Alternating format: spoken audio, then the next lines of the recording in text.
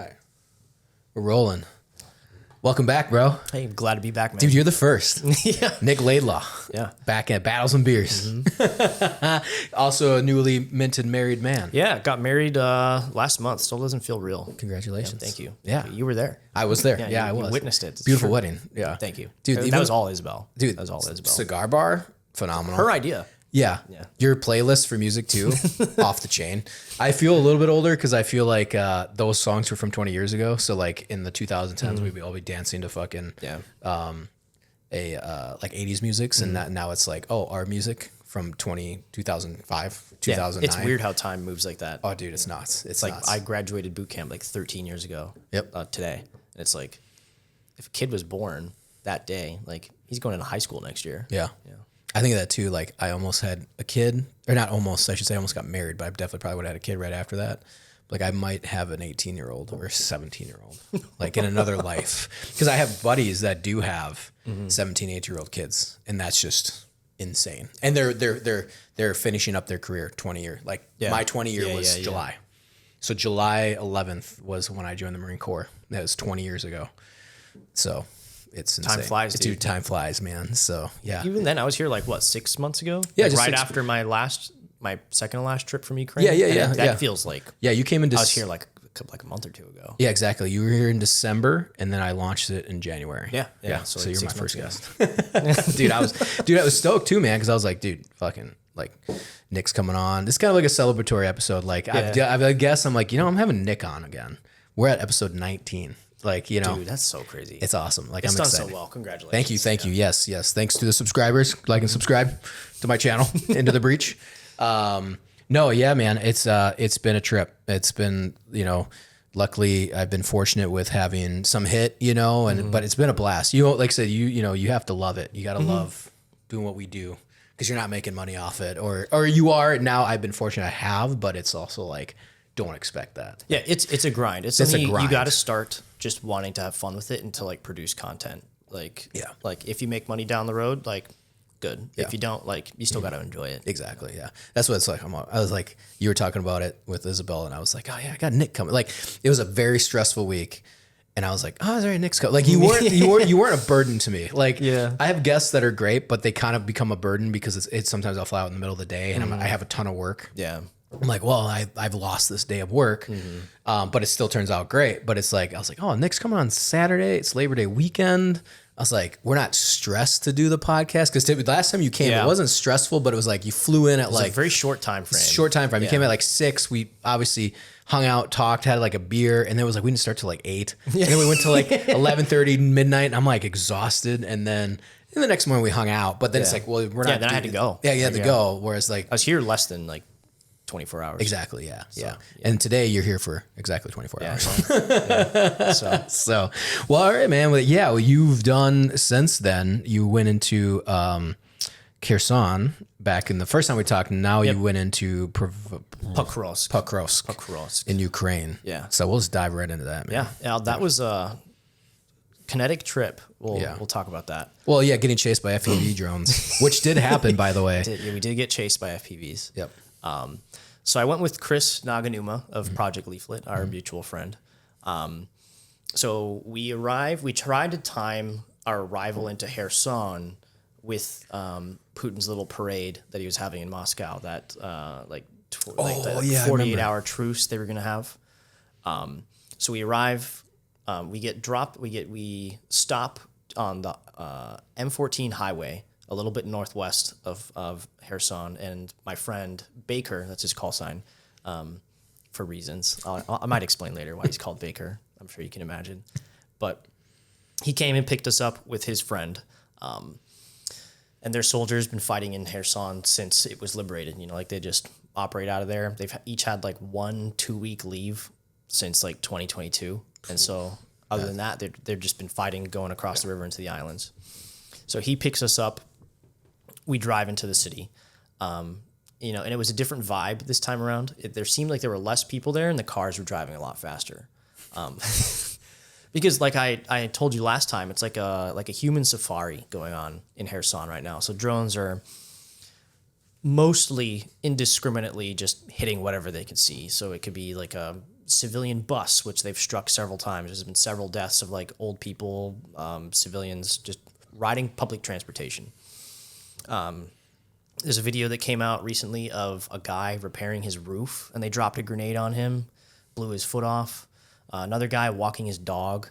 You know, that one was tough for me to watch because I love dogs. Yeah. You know, and seeing like this little like pit bull type of dog like limp down the road just bleeding. That I don't like that. The guy, don't worry about him, but the dog. Yeah.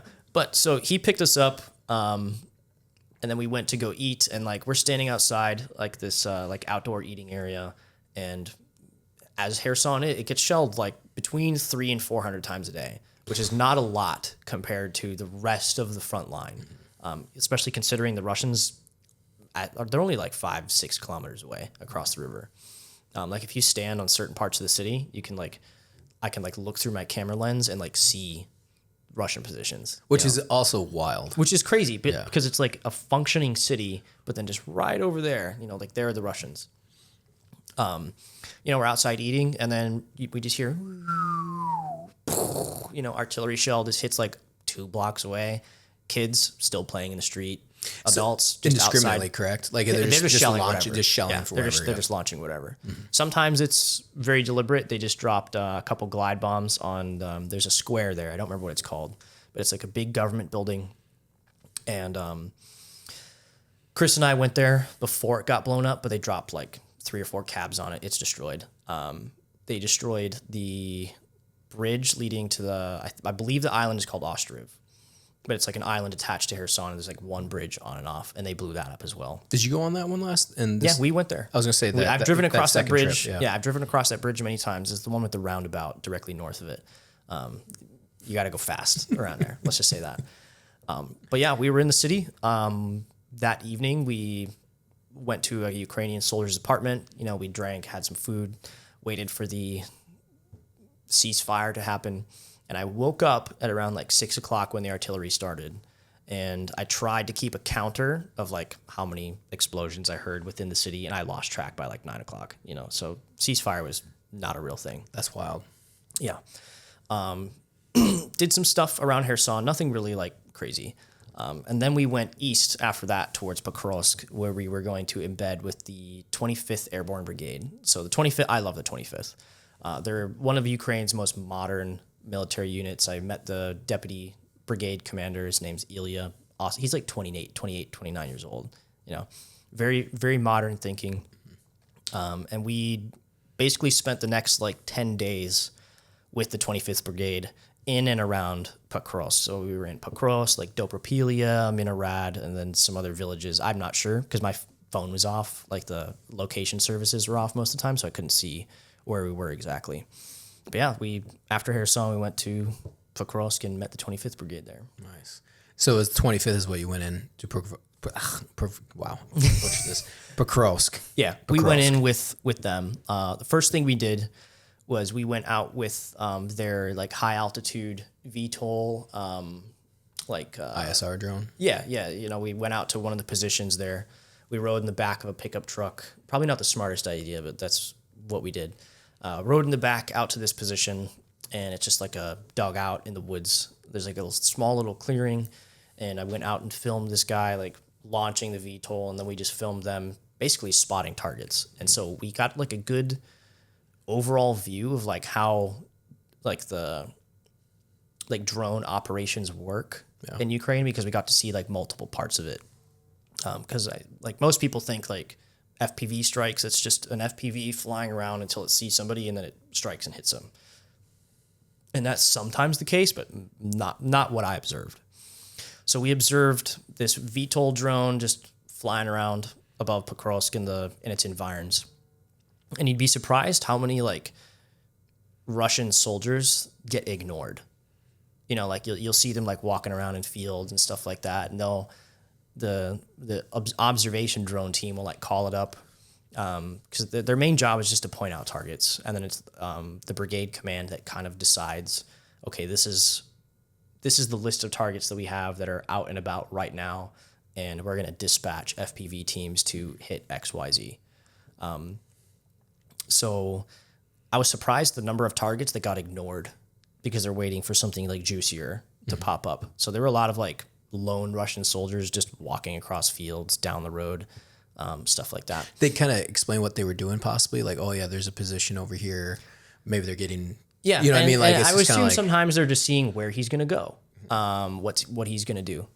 So they're just continuing observation. Yeah. But you know, there were several times where we saw dudes walking out in the open and they got smacked by a drone. yeah, There's one thing that we did notice is they spotted an enemy FPV team in an apartment because they could see. So I'm not like super savvy with what drone tech is, but it's like a dish on this top of a rooftop. Okay. And they were striking the dish and they waited for the dude to come out to repair it or to check on it. And so like that was a big part of what the VTOL was doing when we were there, was just observing this apartment building and seeing when like the drone engineer would come up to like check on the dish, stuff like that. So I've got footage of that, which is, it was interesting to like see it in real time, you know, because you see drone footage all the time on like Telegram, Instagram, Facebook, TikTok. But it's one thing to like see it when it's like recorded weeks ago. But it's another to like, this is live. Like this is like that guy just died like 10 seconds ago. Well, it's crazy too. Like I said, the tactics of it, like, you know, me and you were both in the Marine Corps, infantry guys. So it's really cool to see a new tactic that's evolving at the squad level, you know, or at the platoon level. Cause we did it as snipers, you know, you were a DM. It's kind of like, oh, we talked to the battalion commander, kind of eyes and ears. Maybe some units that had some high level snipers might get access to ISR, but probably never. So at least in our era, the technology wasn't really there. But now you're seeing it like, oh, hey, you know, there's a building and it's a target rich environment. And there's, you know what I'm seeing? So like, yeah, seeing it be like a commander be like, that building we're going to hit. And then the drone teams are going after. It's like, it is kind of like one of those things where, hey, that guy, that Russian is not worth the $500 munition. Just let him be, you know, or like see where they track or see where they go, you know, opposed to, yeah, we found the target. Yeah. And that's the thing too, is it was such a target rich environment. It almost felt like a video game at times where it's like AC-130 gunner, you know, and it's just like pick what you want to shoot at, because there was people everywhere. Like there's a block post that we could see that like Russian vehicles were driving through, and you could see the guy out there like waving people through, or like soldiers walking around with backpacks, or guys on scooters. There's one guy on like a razor scooter type of thing that was just riding down the road. So that's the other thing too, is did they explain that to where, one, they're obviously observing through the ISR, but the distance for those drones to make that leap, like do the Russians feel like there's not a threat then? Because I mean, why would anybody be out and about, you know what I mean, if you know you're going to be a potential like FPV target? Well, or is it just like, this is war? I think a lot of it is just this is war. This is the way it is. It's like there's drones around. We still have to move. You know, because you don't see them walking around in like big groups. And there's not like 30 guys walking down the road together. When that does happen, a lot of stuff gets spun up. Like I was with artillery later on in the trip, and there was like a Russian platoon moving through a tree line, and it was like 7 artillery guns firing on them, and that was really cool. Yeah. Did you see that actually like hit them, or the like ISR at all? Or no, we didn't see that. But the commander was like, good hits. You missed, drop 50, stuff like that. So you know, like every impact you're hearing. I know that like language because I did it so much in the Marine Corps. Was like drop 50. I was like, man, we're actually doing it. You know, like, and a lot too. Yeah. But yeah, they're just target rich environment. They're walking around everywhere. And you can be hit like 30 kilometers behind the line. So like I said, there's like a hierarchy of targets to hit. It's like at the very bottom, you've got like just lone infantrymen, and at the top, you've got like tanks, mobile artillery systems, stuff like that. Like, did you guys run into any tanks? No. Okay. No. Like, were they? Is that obviously you see it all the time on like Telegram or whatever? Like, are they moving as much with vehicles? I mean, because FPV threats are so, I don't say dead. They are. It was clearly deadly, but like saving your armor. Like, knowing you're going to get blasted by 10 FPVs in the next 100 yards. That's the thing, is like if a tank shows up, it's so high on the priority list that like 5-6 FPV teams will be spun up to hit it. And even then, if you're just a lone guy, there could be 2 teams spun up to hit you. So if you survive the first hit, there's one like a minute or 2 behind that one. And so that's what like makes the front line so scary now, because it's like you could be 25 kilometers behind the line, just walking from your vehicle into the house, and it's just, you're just getting slammed by FPVs. So like tank shows up, the VTOL spots it, bunch of teams get spun up to hit it. And so it's like, I would not want to be a tanker in this war or in any kind of armored vehicle, because those get hit so frequently because it just goes straight to the top of the priority list. Is there any areas is it like urban is probably where you're going to see more tanks come into play? Like, because they're still using them, but where do they use them if the FPVs are so prevalent? You know what I mean? Like, or they just not use them as much? The Ukrainians would obviously, if they're telling you that, like, hey, yeah, you don't see as much anymore, or this sector is heavy on tanks because of buildings or because of whatever, Yeah, I would think it's a mix of all of those, where it's like some brigades are just trying to like maintain a reserve of armored vehicles, and then others it's like I know Pokrovsk now, there's 110,000 estimated Russian soldiers like assaulting that part of the front line, and so I would assume like the armored vehicles in that area there'd be a lot more of them present. When I was there, I didn't see any. Nothing like that. It was all. Is that a pretty big area? I mean, 110,000. So Pokrovsk, pre-war, was a city of about 90,000, and now there's maybe 3,000 people there. When I was there, I think I saw like 6 or 7 civilians in 48 hours.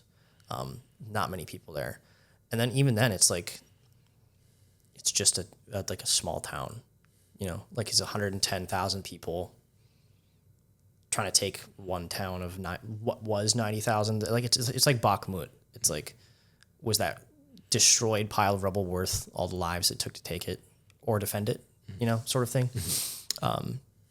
Yeah, there's a ton of Russian soldiers around Pokrovsk, and like I said, it was a target-rich environment. The team I was with, I think we did like 20 missions in 2 days, which I thought like you do a lot less. I thought it was maybe like 5 or 6. But we did a ton of missions. That's what it feels like. I feel like it's even picked up like when we went in July of last year, especially because fiber optic wasn't a thing last year. Like 1 year ago, I went to, or a little like a 13 months ago, we went into Ukraine. Fiber optic is non-existent. They were like trying to use AI to like defeat the countermeasures, and then fiber optic comes and it feels like it's game on. Like with fiber optic, I feel like the uptick in drones because you're fiber optic, like legit, like it feels like you're seeing way more FPVs because of the fiber optic, because you can get around electronic jamming. Yeah, there's pros and cons to that. Like it's literally like a string, attached. Yeah, that's all it is. Oh yeah, but you can follow that back to where it originates. They can't be jammed.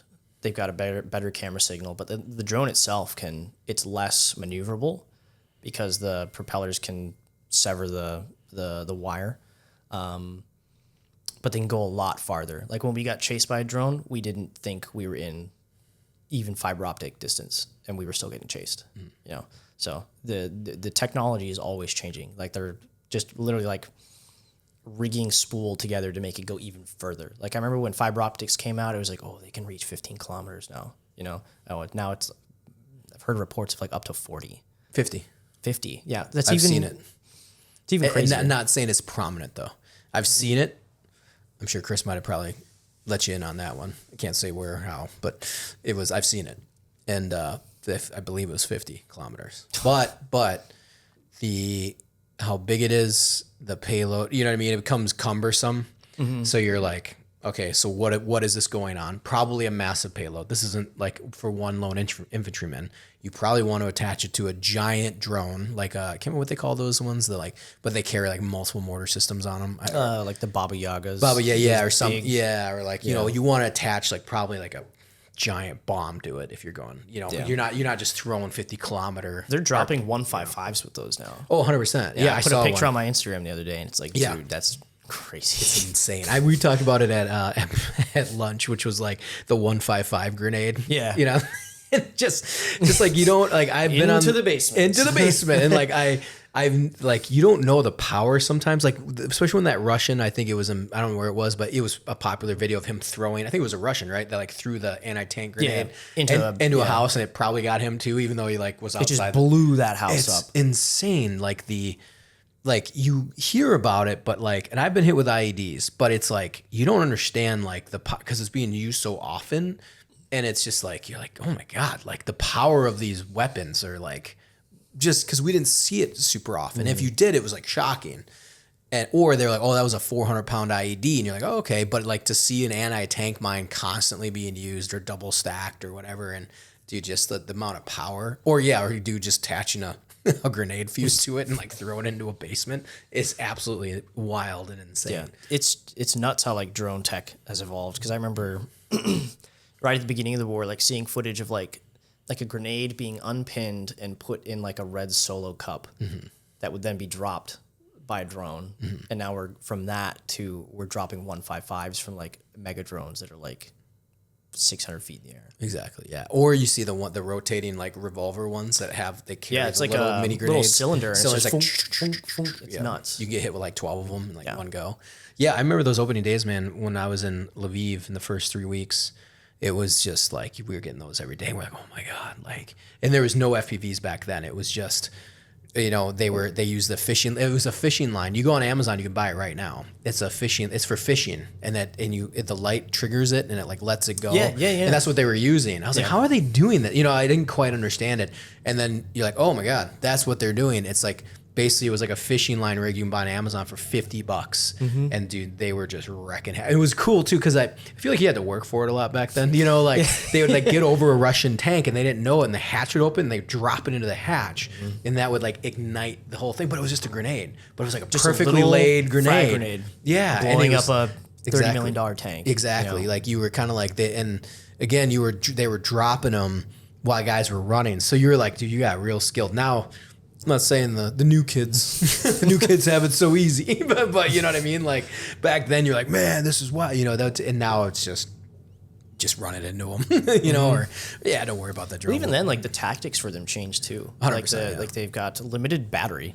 So they'll sit by the side of a road, just kind of idling there until something comes by. I saw, there's a video a couple weeks ago of like a drone in Kherson, like parked on a bridge with like a solar panel on it to charge it, so it could just sit there like almost indefinitely. That's like, it's pretty wild. That's some science fiction nightmare stuff. Yeah, and and I still notice that FPVs still have really crappy battery life. And I'm really surprised that no one has developed. But again, though, they're just using them so fast and quickly. What's the point of developing them? Because I always think of like the DJIs. They're amazing. Even the FPV drones, those things can go for like 15, 20 minutes.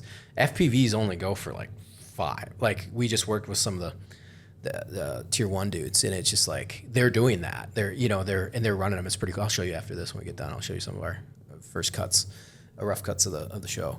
But it's like it's fast. Like they're still pumping it. Like I'm like, has no one decided to like maybe we should make a good battery for FPVs that lasts for like 25 minutes? Because obviously clearly DJI's figured out for long range drones. Like, just make a battery that goes 20 minutes. Like why is this so?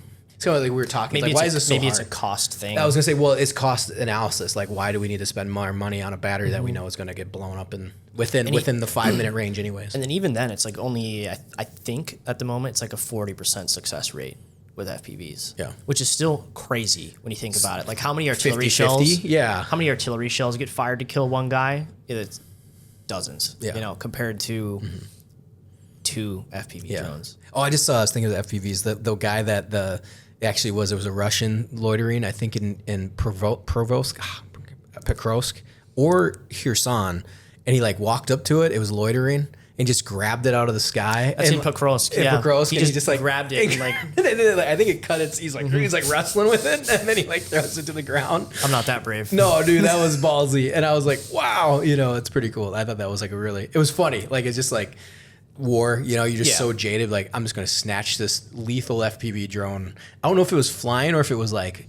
I think it was like slowly like chill or something. He just like walked up to it and grabbed it. Just grabs it. Dude's a mad lad. Just absolutely wrestles it to the ground. Dude, that was pretty cool. Or frightening, depending on how you want to look at it. But no, I agree. I think that's some of the when you see the technology developing, but it's like, why do you need to develop? Because it's super effective anyway. So what's the point? Yeah. So. We get to the brigade, and the first thing they do is they let us go out with that VTOL team, and then the next thing we do is with artillery, and I how I am. Like when I went out there, I wanted to like embed and like live with these guys and like experience the war with them. Yeah. So we went out with artillery, and and they fired one round and then made us get in the car and leave because of counter battery. They're like, we don't want to put you in danger. It's like, I can respect that, but I'm here to be in danger. Yeah. And so we communicated with the brigade that, you know, we want to be in it. And so, you know, that evening we're getting told we're going to get in a truck, and like a soft skin truck, and just ride right on into Pokrovsk with an FPV strike team. And so that was pretty cool. Like being given that like green light to go. Cause I don't know if there were any journalists there at the time that I was. And I think they're not allowed there anymore, at least with the brigade that I was with. They're not, there's no more journalists allowed in Pokrovsk. I feel like with Ukraine, I tell guys this, I'm like, if you want to cut your teeth as a journalist, like you're as far, you go as far as your bravery will take you, like in Ukraine. Yeah. And in respect to, because you think about like Pokrovsk, it's probably cut off because it's so dangerous. Like it was dangerous when you guys were there, but I feel like there's a window of these cities when they start getting hit. There's a window to go in, and journalists, because I'm sure even like the Ukrainian journalists are like United 24, they've gotten some wild stuff clearly because they're Ukrainian, but like, you know, dude, there's no like, you know what, I embedded for 3 months with the 3rd Assault Brigade or with 25th, you know, like you see in the GWOT, you know, it's like, no, this city's going to fall eventually. Or, you know what I mean? Like, this is going to get really, really bad. Really dangerous. It's like, yeah, well, let's go back to it. It's like, we're not taking it. Even if they were like, you were like, well, I want to get there. They're like, you're not going. You know what I mean? Like, you know what I mean? Do you want to die? Yeah, you will die, you know? Yeah. Like, and even if you're like, no, I want to go. Like, no, you're not. Like, you know, I feel like there's like, in Ukraine, there's this like, there's like a certain level of acceptability for you know, because like even if the, you know them well. Yeah. They don't want dead journalists on their hands. Like even at that level, you're still like, yeah, we know this is a crazy war, but let's not, you know, we brought them in and they got killed. Let's not do that. You know, like let's a reasonable amount of risk. And even then, it was about as threshold of what I was able to do, because we got told like infil and exfil 50-50 shot, like whether or not you get hit. Like the team I was with got hit on the exfil very next rotation, you know, so it's like that was like 3 days later. But yeah, Ukraine, you can be a journalist there pretty much anywhere as far as your courage will allow you. I wouldn't say I'm a particularly brave person. I just do, I guess. I don't know. It's hard to describe. I try not to think about it. I commit to something and I'm like, all right, now I'm going to put my mind elsewhere until I'm there. Yeah. And then I'll deal with the repercussions as it's happening. Because that happened a couple times where I was like, what am I doing here? Yeah. You know? Well, you also like, again, it's like the difference between war tourism, journalism, you know, trying to figuring that out. Like I get, we were talking about this at lunch. We get the draw, the adrenaline, fighting. I've been there, you know, I deployed, you know, I don't want to get Tim Kennedy here. I rotated, you know, 3 combat deployments with 5 rotations, you know, into Afghanistan and other places as well. Like I get it, you know, being a part of the mission, the adrenaline, you know, all that stuff. But it's also like when I went last year, it's like I'm going for a reason. I'm going to tell the stories of these guys that are out there, you know, and I'm in and out. Like, you know what I'm saying? Like, because you can get lost in that. But like, well, I want to fight. Well, it's like, okay, well, that's a whole other, or you just want to be there. That's that one, you're not making, you know, for my wife, it was, you know, we need to make money. Also, you need to live. But, you know, if you're going, there better be a good reason to go. And even capturing stories is a great reason. I mean, seriously, like you're doing stuff that no one else, I mean, there's very, very few people that are doing what you're doing, you know? Yeah. Because like my whole shtick is documenting war as it happens by those who experienced it, you know, and it's only like, I can only document so many stories remotely before it's like, if I really want to be able to relate to these guys and help tell their stories, I have to experience it with them. That was the motivator for my first trip, and it's still the 4th trip. You know, I kind of have the attitude, like whatever happens, happens sort of thing. Definitely a believer in God now.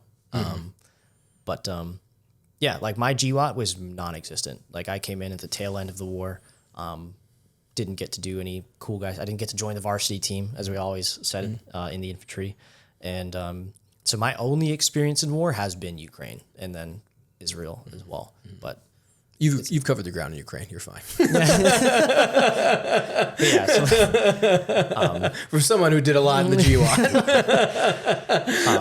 but yeah, so like I feel drawn not for like the combat aspect of it, but to like experience it with these guys, because it is a good feeling when you feel like the soldiers at the position trust you and that they feel like you deserve to be there. That's like a big thing for me. It's when they feel like you've earned the right to be here.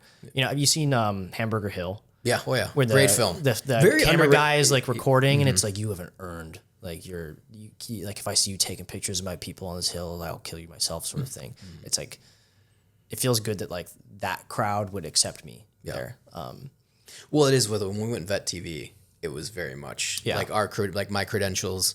I didn't have much, but even with Chris, you know, when we did it, it was like, oh, you're like the snipers were like, oh my God, you were in Iraq as a sniper, you know, or like there's like a respect there. And the same with you, even if you're, you know, even if you didn't see a lot in the GWOT, they're still like, oh, we got a combat veteran or someone who's combat trained. Also, you're there, they know why you're there. Like you're there to tell their story, not CNN or Fox News or Sky News, their angle. Yeah. Or whatever, or Vice. It's like, no, man, we like, I've told people that, like, when you watch mine, I'm very much backing the Ukrainians. I am all for Ukrainian team. You will see it, view it as what you will. It's my version of how I want to do a war doc. I don't consider myself a journalist. I think I'm a documentarian. But it's like, of course, this is going to be, you know, I want to make it feel emotional, epic, you know, propagandist. What do you want to say? But this is what the guys are living through, you know, and tell their story. And I think that's equally as important when it happens, you know, because we don't get a chance to do that. GWOT kind of had that a little bit. Obviously, technology has changed, but the fact that you can go in and snatch all that while it's still happening today and be able to tell the stories, because, you know, we actually had that mutual friend, you know, Chris was killed, and one of your interviews is like the few that he has, and there's, you know what I mean, like. And that hit me. I was in Scotland in May when that happened. And I was just like, my wife knew it too. She's like, you're off today. What the fuck's going on? And I was like, well, a buddy of mine was killed in Ukraine. And like, I knew him, you know, and I wasn't as close as with him as others, but I was like, you know, Adam, right? She's like, yeah, they were good friends too. Chris drove with him from Europe all the way into Ukraine. Nick knows him. Nick interviewed, you know, like he was known in our community. I remember linking up with him. I wish I could, I'm trying to see if I can find the photo. I think we took photos with each other during the invasion, like during those first 3 weeks. We definitely linked up with each other, and it was like he came in and with like 2 other volunteers, and we were just talking, and we were you know, discussing and coordination and all that kind of stuff. We're always talking to each other. So yeah, man, to be able to do that, you know what I mean? It's not like 10 years later, you get a retrospective. It's very much like you got the interviews, you know, so all that kind of stuff. Like I feel like, especially in Ukraine, because it's such a high attrition rate for guys are getting killed, that it's nuts, dude. They're like, if you just interview me, maybe this will, you know, my parents will see this, you know what I'm saying? Like, and it has happened. It has happened before, right? I've interviewed someone and they've died that day, you know, and it's like, I essentially documented your last words. Well, that happened with Irish again. He was killed 3 days later, and when we were, and I don't blame myself by any means, but I do kick myself a little bit, because we were going to interview him, and we had enough already for Third Assault, and we weren't focusing on Westerners, but it was like, oh, cool, we got from the Ukrainian side, and Irish was with them. But thank God I was rolling. I don't even remember recording this, but we did. Yeah. And it was with my cell phone. It wasn't even like with the camera. And so we got the whole interaction with him and Suso, and he was like he was from Spain, so like a Spanish, you know, like legionnaire or whatever, and them talking.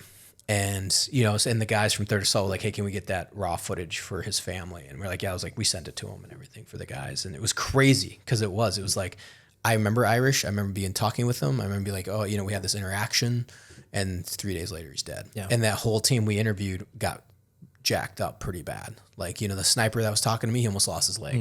He had to keep tourniqueting his leg, and like off and on, so he didn't lose it. Otherwise he would have lost it if he kept the tourniquet on, because he was, you know, you lose the cutting off the blood supply. And other guys got injured, you know.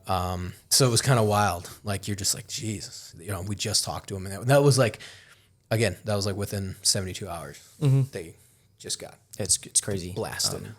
Yeah, my phone, like my contact list is like slowly turning into an obituary. It just sucks. But anyway, Pokrovsk. So that night we're at like the drone team safe house. So we were with Rubak is what the drone team is called. So they pick us up at like 1:30 in the morning, and then we drive down the road to like this point. I'm not going to say where it is exactly because OPSEC. But we stop there and we wait for the brigade's like EW Reb team to like turn on like the Reb van or whatever, and to like do drone monitoring to see how dense the drone activity was at the time we were waiting there. And so the time came where they're like, all right, like this is an acceptable level of risk to enter the city. They turned it on and we go. And then I noticed our headlights are still on and the driver doesn't have night vision. And so we're literally the only car on the, probably in that whole part of the front line driving at this point. And I'm like, oh man. Like, yeah. But so we drive through this FPV tunnel. That was like my second time ever going through. What I did notice about this tunnel that's like on the road is it was a lot more banged up than the other one I'd seen. There were like whole posts missing, big giant rips in the netting. So it's like this place gets hit a lot. We passed like a M113 armored vehicle, those old ones from like the Vietnam era. That one of those was like burnt out on the road. And then the closer you get to the city, the more burned out cars you see, like in the middle of the road, in the ditch, burned down buildings, stuff like that. Driving with the windows down, just in like that little tiny chance that you can hear a drone, you know? So it's at least, if you hear it coming in, you can at least ball yourself up and try to make yourself as small as possible. But I could smell the city before we saw it. You could just smell that, like, the civilization burning is the best way I can describe it. It's like a mix of, like, tires, burning wood, like, all that stuff. And I remember entering the city was, like, kind of like a horror movie. So it's, like, this is a city of 90,000 people. It's not small, but it's not big. But, like, at this point, like, there should be more life going on. Like, there's always lights on in, like, my hometown at that point at night. Nothing. Like, it's just dark. It doesn't look like anybody's lived there in years. Tons of buildings are destroyed. And we're driving, like, weaving around these roads. I remember hitting a whole bunch of potholes filled with water. I was too naive at the time, didn't think of this. That'll come in handy, or that'll be important later on in the story. Destroyed stuff everywhere. We're driving around, have no idea where we are. And then we see this like little red light in the distance down the road. And that's one of the guys from the drone position coming outside with his headlamp to like wave us in. So like before the vehicle's like even at a full stop, like my door's open and I'm halfway out. Because I've been watching videos of like those heavy bomber drones, they call them vampires. Like there's a drop like a huge ordnance and like blows up a vehicle. So I was like, I'm gonna get away from this thing as fast as possible. So run inside, immediately on the ground, I see like 10 FPV drones that are just prepped, ready to go. The team I was embedded with, they were all foreigners, except for the commander. The commander was Ukrainian. The other three guys were volunteers from elsewhere. So like I didn't need to bring my translator along on this trip. So it was just Chris and I. So, you know, we introduce ourselves because it's important when you show up somewhere to not be a burden. So like introduce yourself, say, hey, I'm Nick. I'm here doing journalist stuff. I'm going to be out of your way as much as possible. Like, let me know what I need to do to impede you guys the least amount, you know?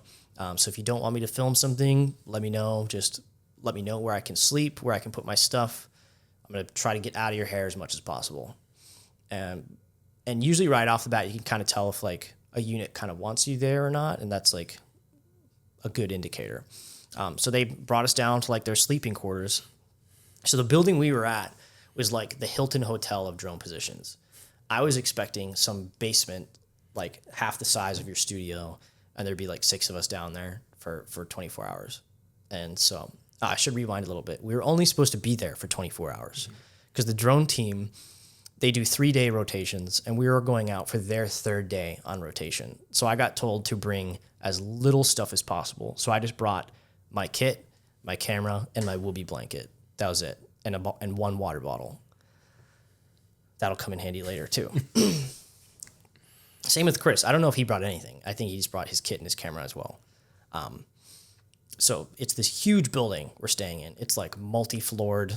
I could if I wanted to risk the cabs, I could have slept in my own room, you know. But they've got like this little basement that's like in the back portion of the building. There was like a bar where they had like a little griddle and like all their food stuff set up, and then behind that bar was like a little hole in the ground that like a hobbit could fit through into this basement. And down in the basement is where they had like their drone operations center. So there was like this old timey like 10-inch like thick TV. You know what I'm talking about? Oh, One of those yeah. box TVs Yeah, it's a that they tube would TV. use for Yeah. so the FPV pilot, he wasn't wearing headgear. He would just watch the TV like he was playing a game. Really? Yeah. Yeah. And so then there'd be the commander with his laptop set up next to that, watching the drone feed from the recon drone. And he would like have like this stick and like point out where he needed to fly and stuff like that. And so that was pretty interesting to see.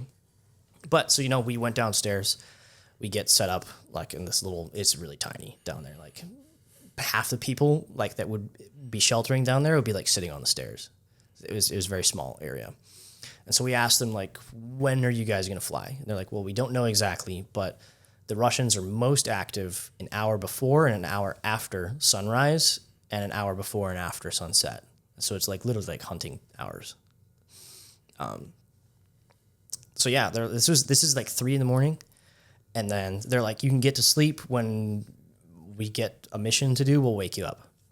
And so I laid down and I was like, holy crap, I'm in Pokrovsk right now. Like I never thought like I would be here. To being in Bakhmut when it was Bakhmut. Yeah. Yeah. So it's like, oh my gosh, like I'm here, So eventually I fall asleep. I wake up like probably 2 hours later. The sun is like starting to come up and the drone commander, he's like cycling through all these feeds of other drone teams' work that morning. And so he's just looking at dead bodies basically. And so I get out of this little rack that they had made and I pull out my camera and we're like asking him like what's going on. And he's like, we haven't gotten any missions yet this morning, but plenty of other drone teams have. And we're just looking to see what they did. And there were like Russian soldiers who got wounded and shot themselves. There were ones who got wounded and it looks like they tried to like apply those like rubber tourniquets and just bled out. Another one who was just dead under a drone blanket, like a thermal blanket, stuff like that. I think there were like 4 or 5 bodies that we saw that teams had struck just in like that hour period, which is crazy because it's like 4 soldiers dead in one little section of the front line in just like an hour. Yeah. Picture that across the entire front line. Yeah. Like That's wild. target-rich environment. How many teams were there around you guys?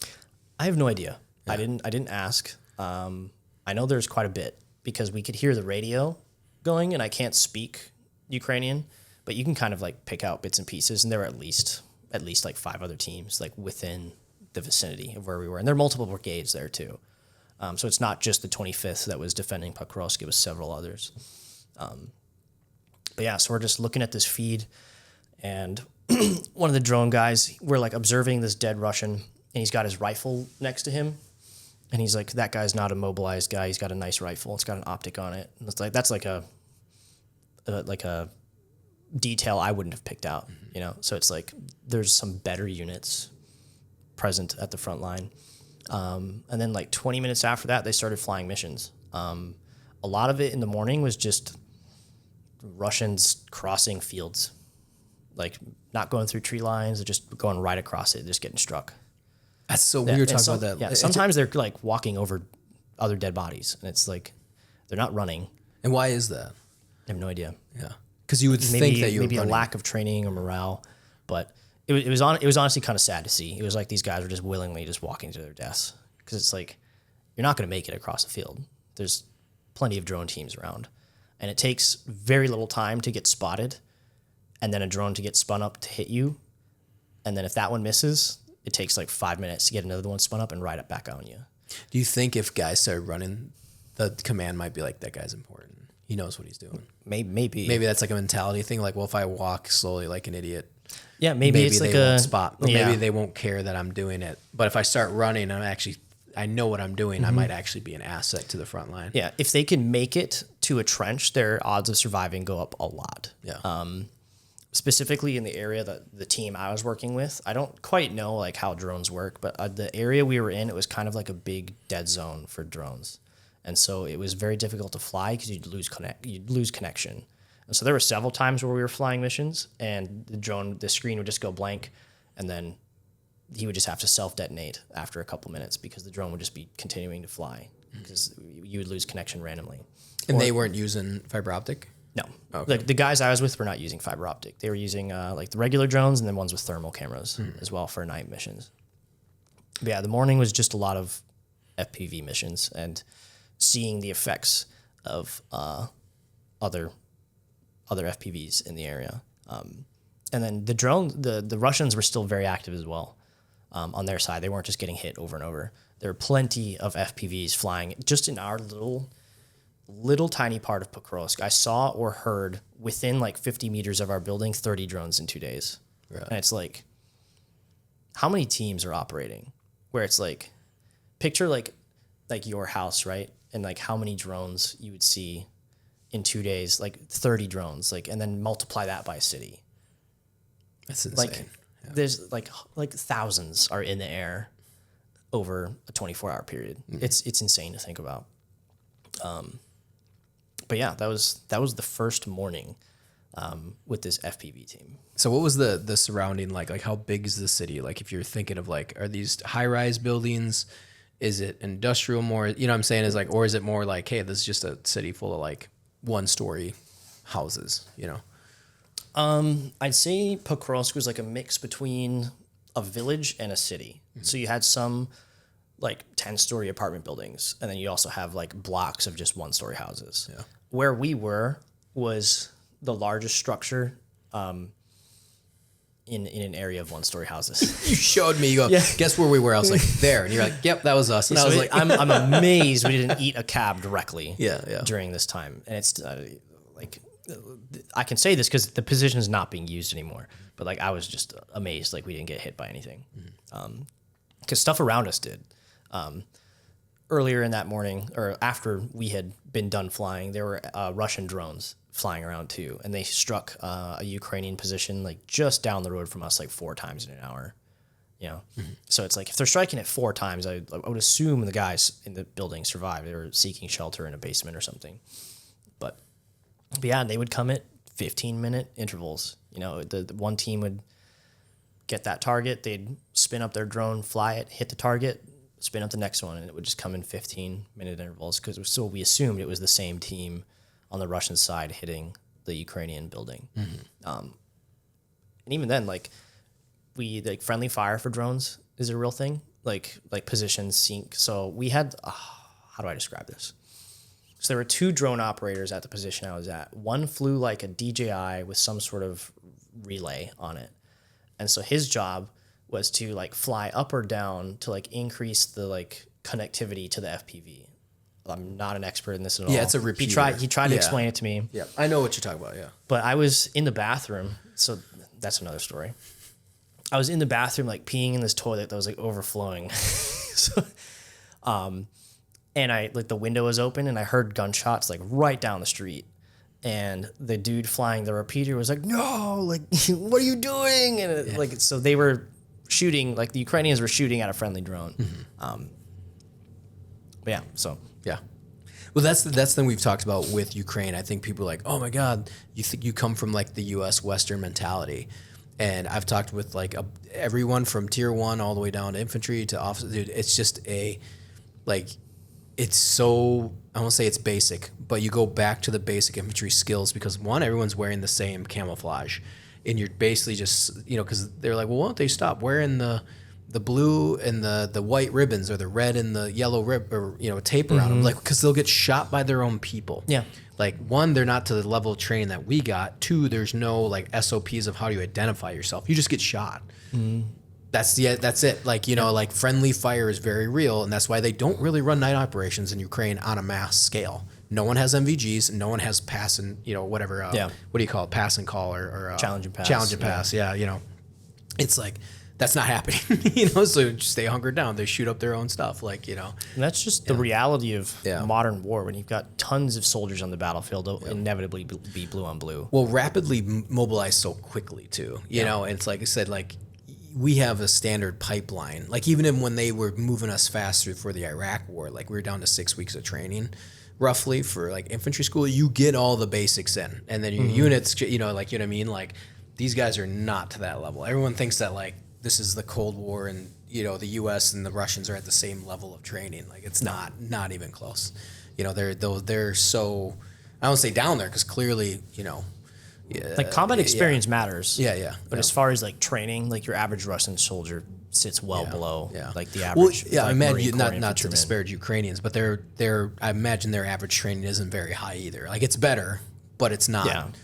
It's still not amazing. Yeah, I would say the average Ukrainian soldier is trained better than the Russian ones, because they have to. I was gonna say you gotta train them for survivability. exactly. You know, because they can't afford to just send people into the grinder. You know, like the Russians can. Like I never thought Russia would accept the level of casualties that they have, and it's quite apparent that They are. that's just they don't care. You know, they'll just mobilize more people or enlist more people. It's not an issue to them. But Ukraine, it's the opposite. It's like we need to train these guys as well as we can, equip them as well as we can to ensure survivability. What's the feeling like on ground? Granted, this was May, but I know you have connections with everybody there, and this administration has just kind of been up and down with Ukrainians.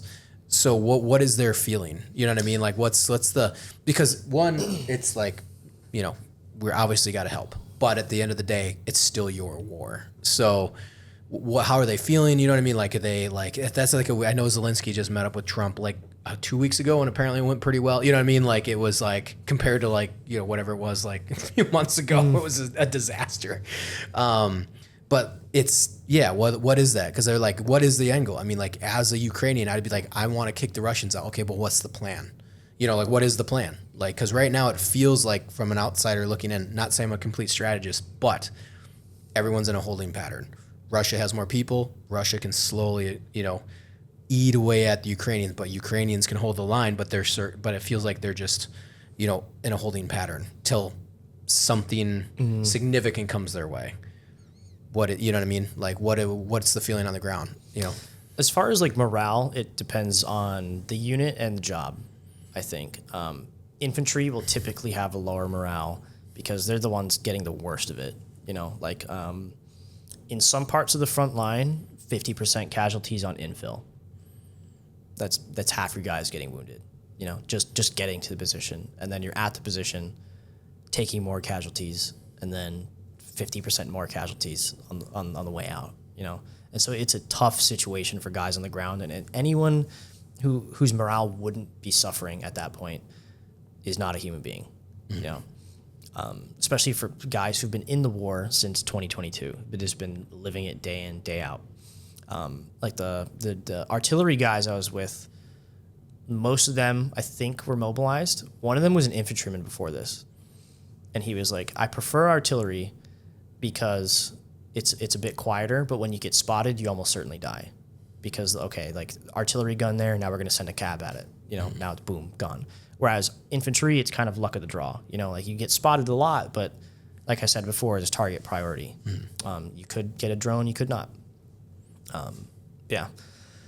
But as far as like the overall vibe, I feel like Ukraine is slowly trading land for time, and the Russians are expending a lot of lives to take this land. In a way, it's both are winning and both are losing. Like Ukraine wins as long as they remain a sovereign country. Like the Russians' original goal, decapitate Ukrainian government, take the entirety of Ukraine into Russian control. And now that's not happening, so they just move the goalpost, and they're like, this was the goal all along, is we just want Kherson, Zaporizhia, and Donetsk and Luhansk oblasts. I like to explain it this way when people say like Russia is like overwhelmingly winning this war. If the United States invaded Canada and we only get 20 kilometers past our own borders and we lose 100,000 guys taking some Canadian city that had 90,000 people in it, is that winning or is that failing forward? You know, like that's some definite, they are. Yeah. They took that land, but at what cost? You know, and I guess it weighs down to what is success. What is success in your definition? Yeah. To me, I wouldn't call it success. I value human life a lot. And 100,000 dead guys for a blown up, destroyed village just doesn't seem very worth it to me. Like picture if we lost 100,000 Marines taking Fallujah. Yeah. Would we call that a tactical victory? Yeah, exactly. No, I agree with you. I think that's what Ukrainians, that's obviously the strategy is holding out as long as you can, bleeding them, and they are bleeding. I've told people that they're bleeding the Russian economy, and they're bleeding the Russian army. Yeah. You can see all these strikes in oil refineries. Mm-hmm. You know, like the Ukrainians are getting ballsy. I think in the last few weeks/months, I think there's been a wink and a nod from the administration going like, you can go for it. Go for it. You know, I think there was, the Ukrainians just developed their own cruise missiles, and they're like, we're gonna have one a day for the next whatever, and I'm like,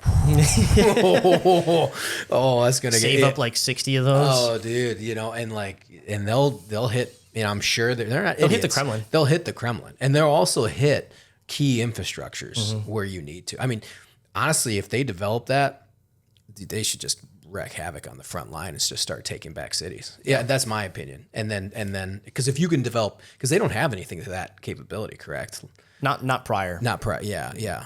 I mean, that's pretty significant. That's a significant step for offensive capabilities for the Ukrainians. Yeah. Because I mean, you can devastate. I mean, obviously the cabs, the Russians haven't, but it's clearly not working as effectively. Whereas, like, I feel like if you're a home team and you can launch some very, very big bombs in some very specific areas, you might be able to retake cities. Even though, and I tell people that because they want my opinion or my expertise. I'm like, look, man, like, you know, Ukrainians are playing the game.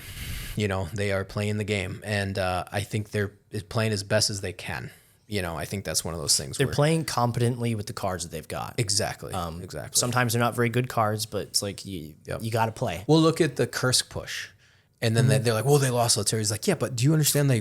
They pushed into Kursk. Like they took a significant amount of land, bled the Russians. They needed to get North Korea involved. Yeah. Like, yeah, exactly. Are you winning if you need to bring North Korea into help? Exactly. Like, yeah, exactly. Yeah. They have the cruise missiles coming. Seems like the U.S. is letting them off the leash a bit more. Mm-hmm. You know, it's you said they're doing as well as they can with the cards that they're dealt. So, which is pretty good, you know, since Russia just throws bodies at it until they win, which is awesome. That's a very formidable, like, tactic. You know what I mean? Like an enemy that doesn't care about. It's scary. It's people, but it's not like, jihadis. You know, they blow themselves up, you know. No, it's like, no, this is like waves and waves of like human bodies coming at you, and they do not care about it. And the Russians are not completely incapable of fighting a war either. Like we've seen with like these motorcycle assault units, like even I thought that was stupid at first. Like you're gonna ride a fucking motorcycle, like 50 of you, and just get smacked off of them with drones. Mm-hmm. But it works. You know, like Ukraine has stood up a motorcycle unit now, because what they're doing is they're riding as fast as they can down the front line, because it's speed, not armor, that survives. So you're like, I would rather go into Pokrovsk on a motorcycle than I would in an MRAP, you know? And they're speeding as fast as they can, getting a foothold in these villages, ditching the bikes, and then just weathering the storm for drones until more guys can come, and then they can form like a proper assault unit to start taking house by house oftentimes. And that's the thing. I think people think more armor, the better. And like Afghanistan was the opposite. Iraq was a urban fight. Mm-hmm. More armor was typically more protection. Speed was an ally too in the early days with IEDs before the armor, and you can counter IEDs with the VHULs, with the undercarriage. Afghanistan, speed was it. That's why people wore plate carriers and ball caps, because speed in the mountains was much more effective than dipping yourself in Kevlar and humping an extra 60 pounds of gear up a mountain at 6,000 feet elevation.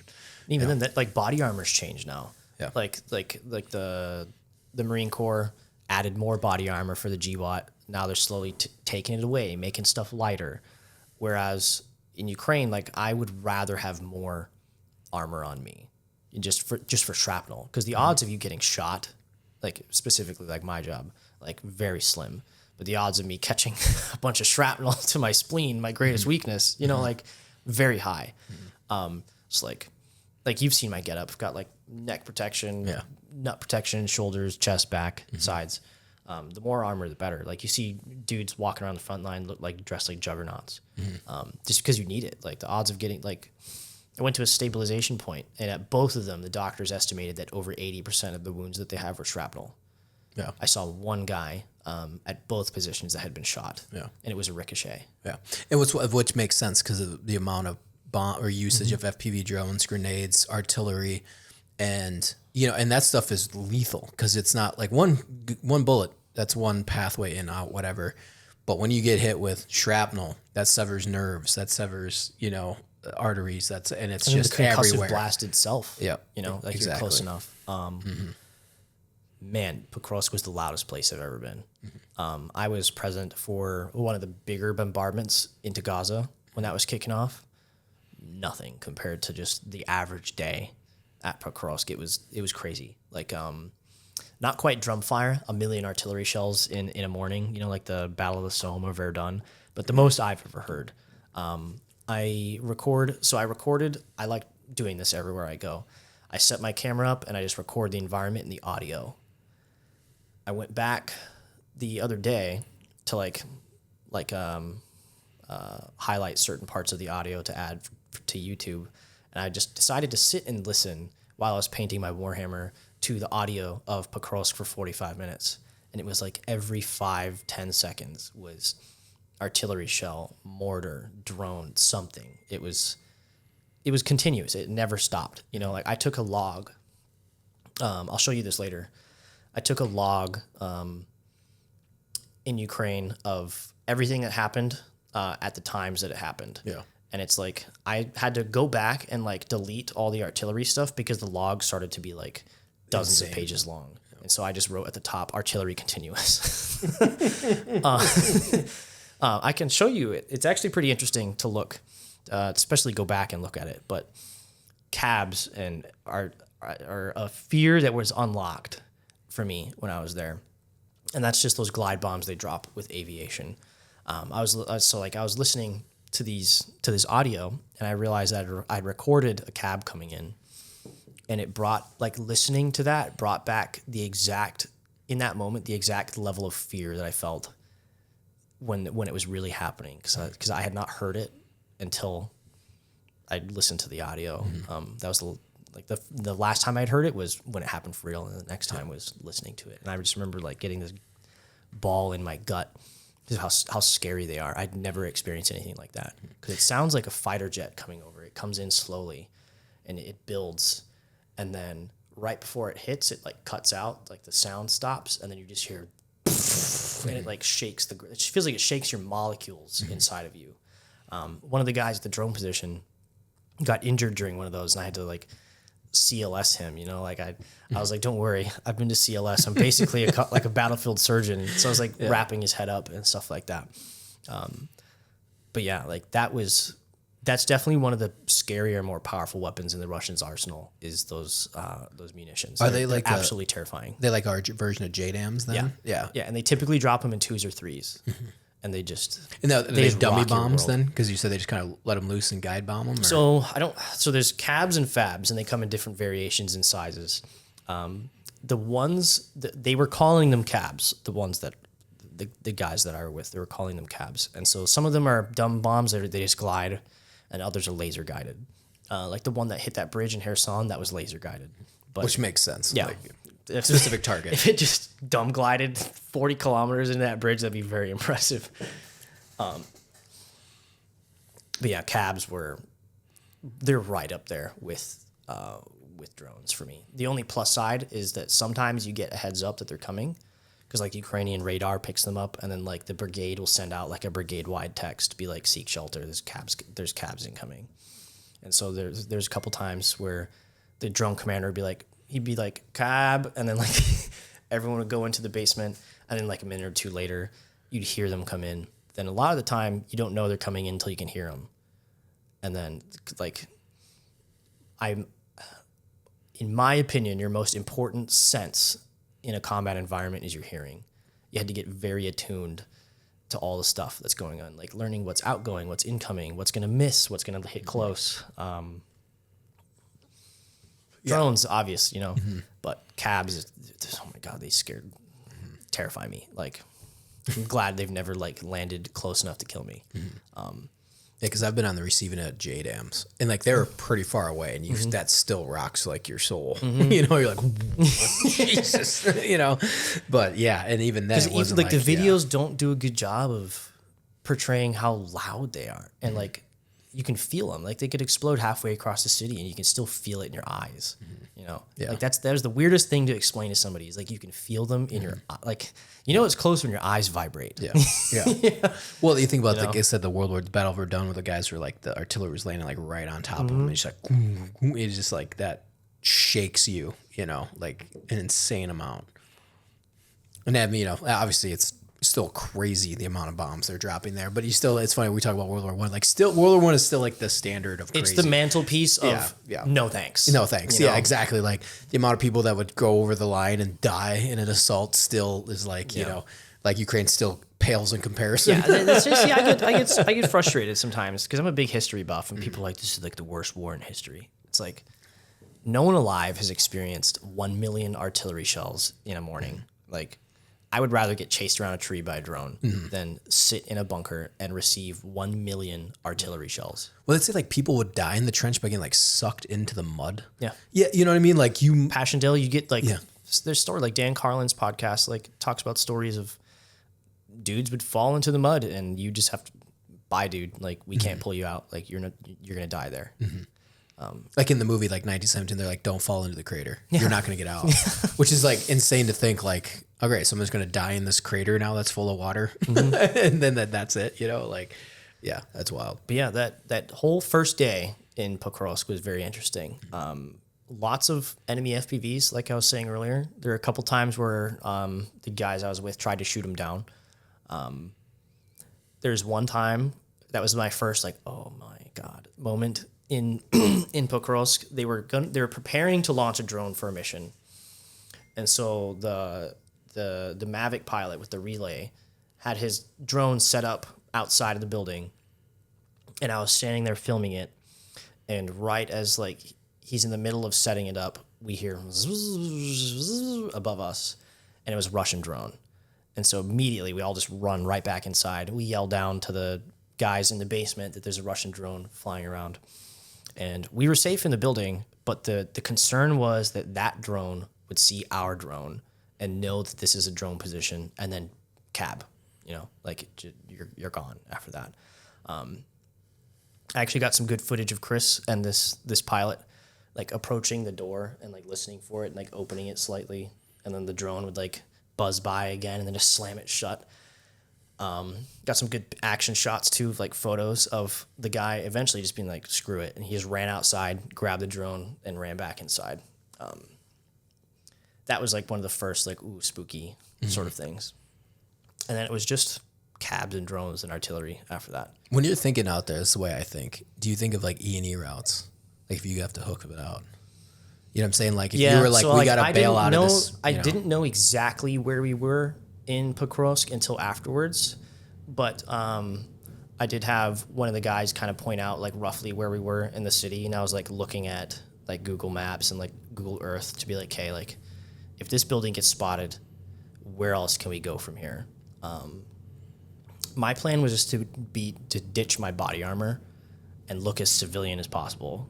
Like, even then, that's not a good idea. Yeah, like that's not a good idea because they'll hit you anyway. Like you're out and about. Like, oh, drone sees you, bye. Like, oh, military age male, he's a combatant, probably an Azov Nazi. Bam, you know, like. Yeah, because I was thinking that like when we were there, I was like, okay, I know direction, and that's just because I mean like my training and all that stuff with like PSD work. Even obviously as a sniper as well. Like I love maps and stuff like that, but I was like, okay, where are we, and then how do we boogie on out if we need to boogie on out? Because we were only.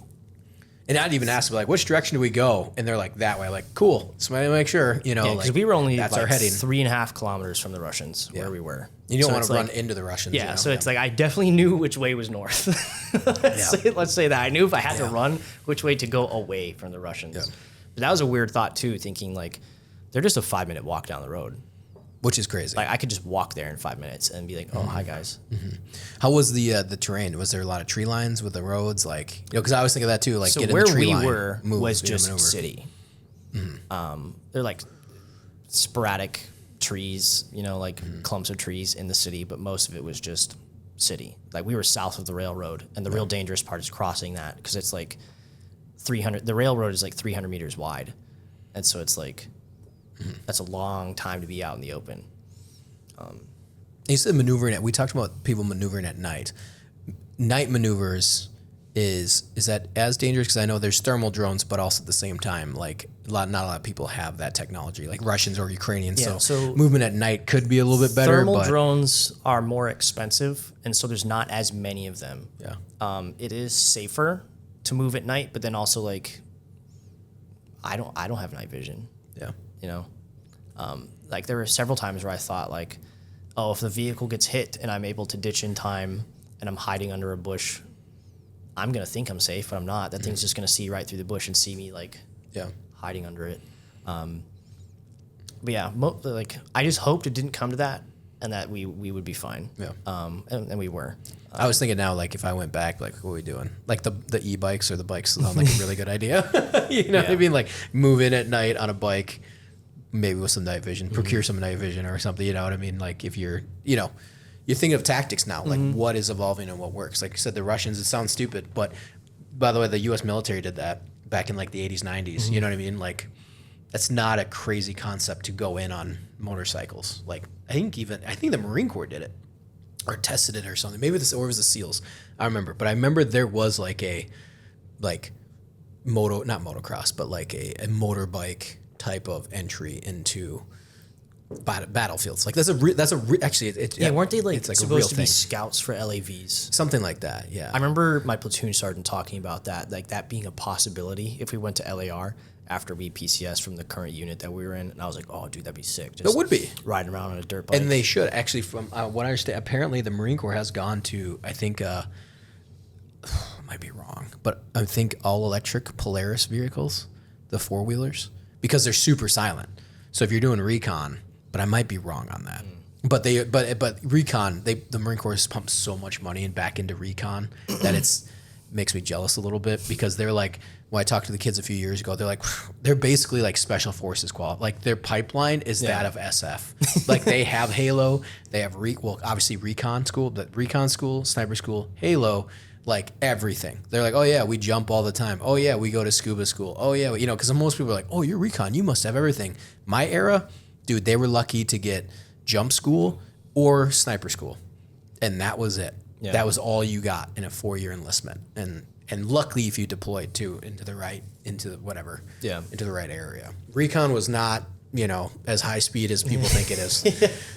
Now they're at least getting the training though.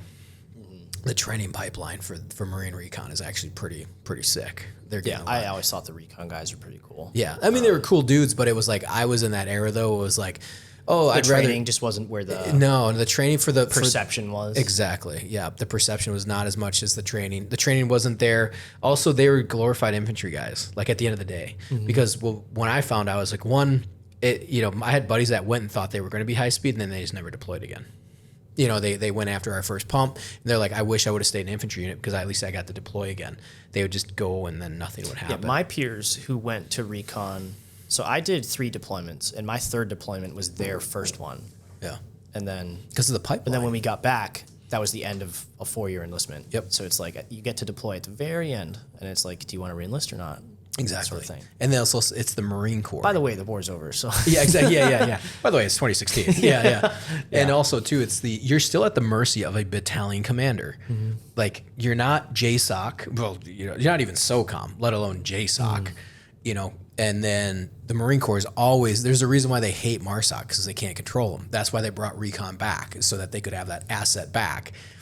You're still, if you have a shithead battalion commander, you're going to have a shit time. Yeah. It's just it. Like, you know what I mean? Like, it's just not fun, whereas at least with like SF under SOCOM, or you can maneuver. JSOC is just like unhinged. Like those guys can do whatever they want. Like that's like what people truly think. Like especially working with some guys now, like they still have their hangups though, but just it's so minimal compared to what we deal with. It's the best world. It's the best, They love, and like everyone that goes there is not like, well, not one person has a bad time at Delta. You know what I mean? Not one person goes, you know what, that kind of sucked. You know, they're like, that was amazing. I wish I could do this for another 20 years. Like, only the psychopaths in the infantry would ever be like, I wish I could redo everything for the last 20 years. It's a miserable experience in the infantry.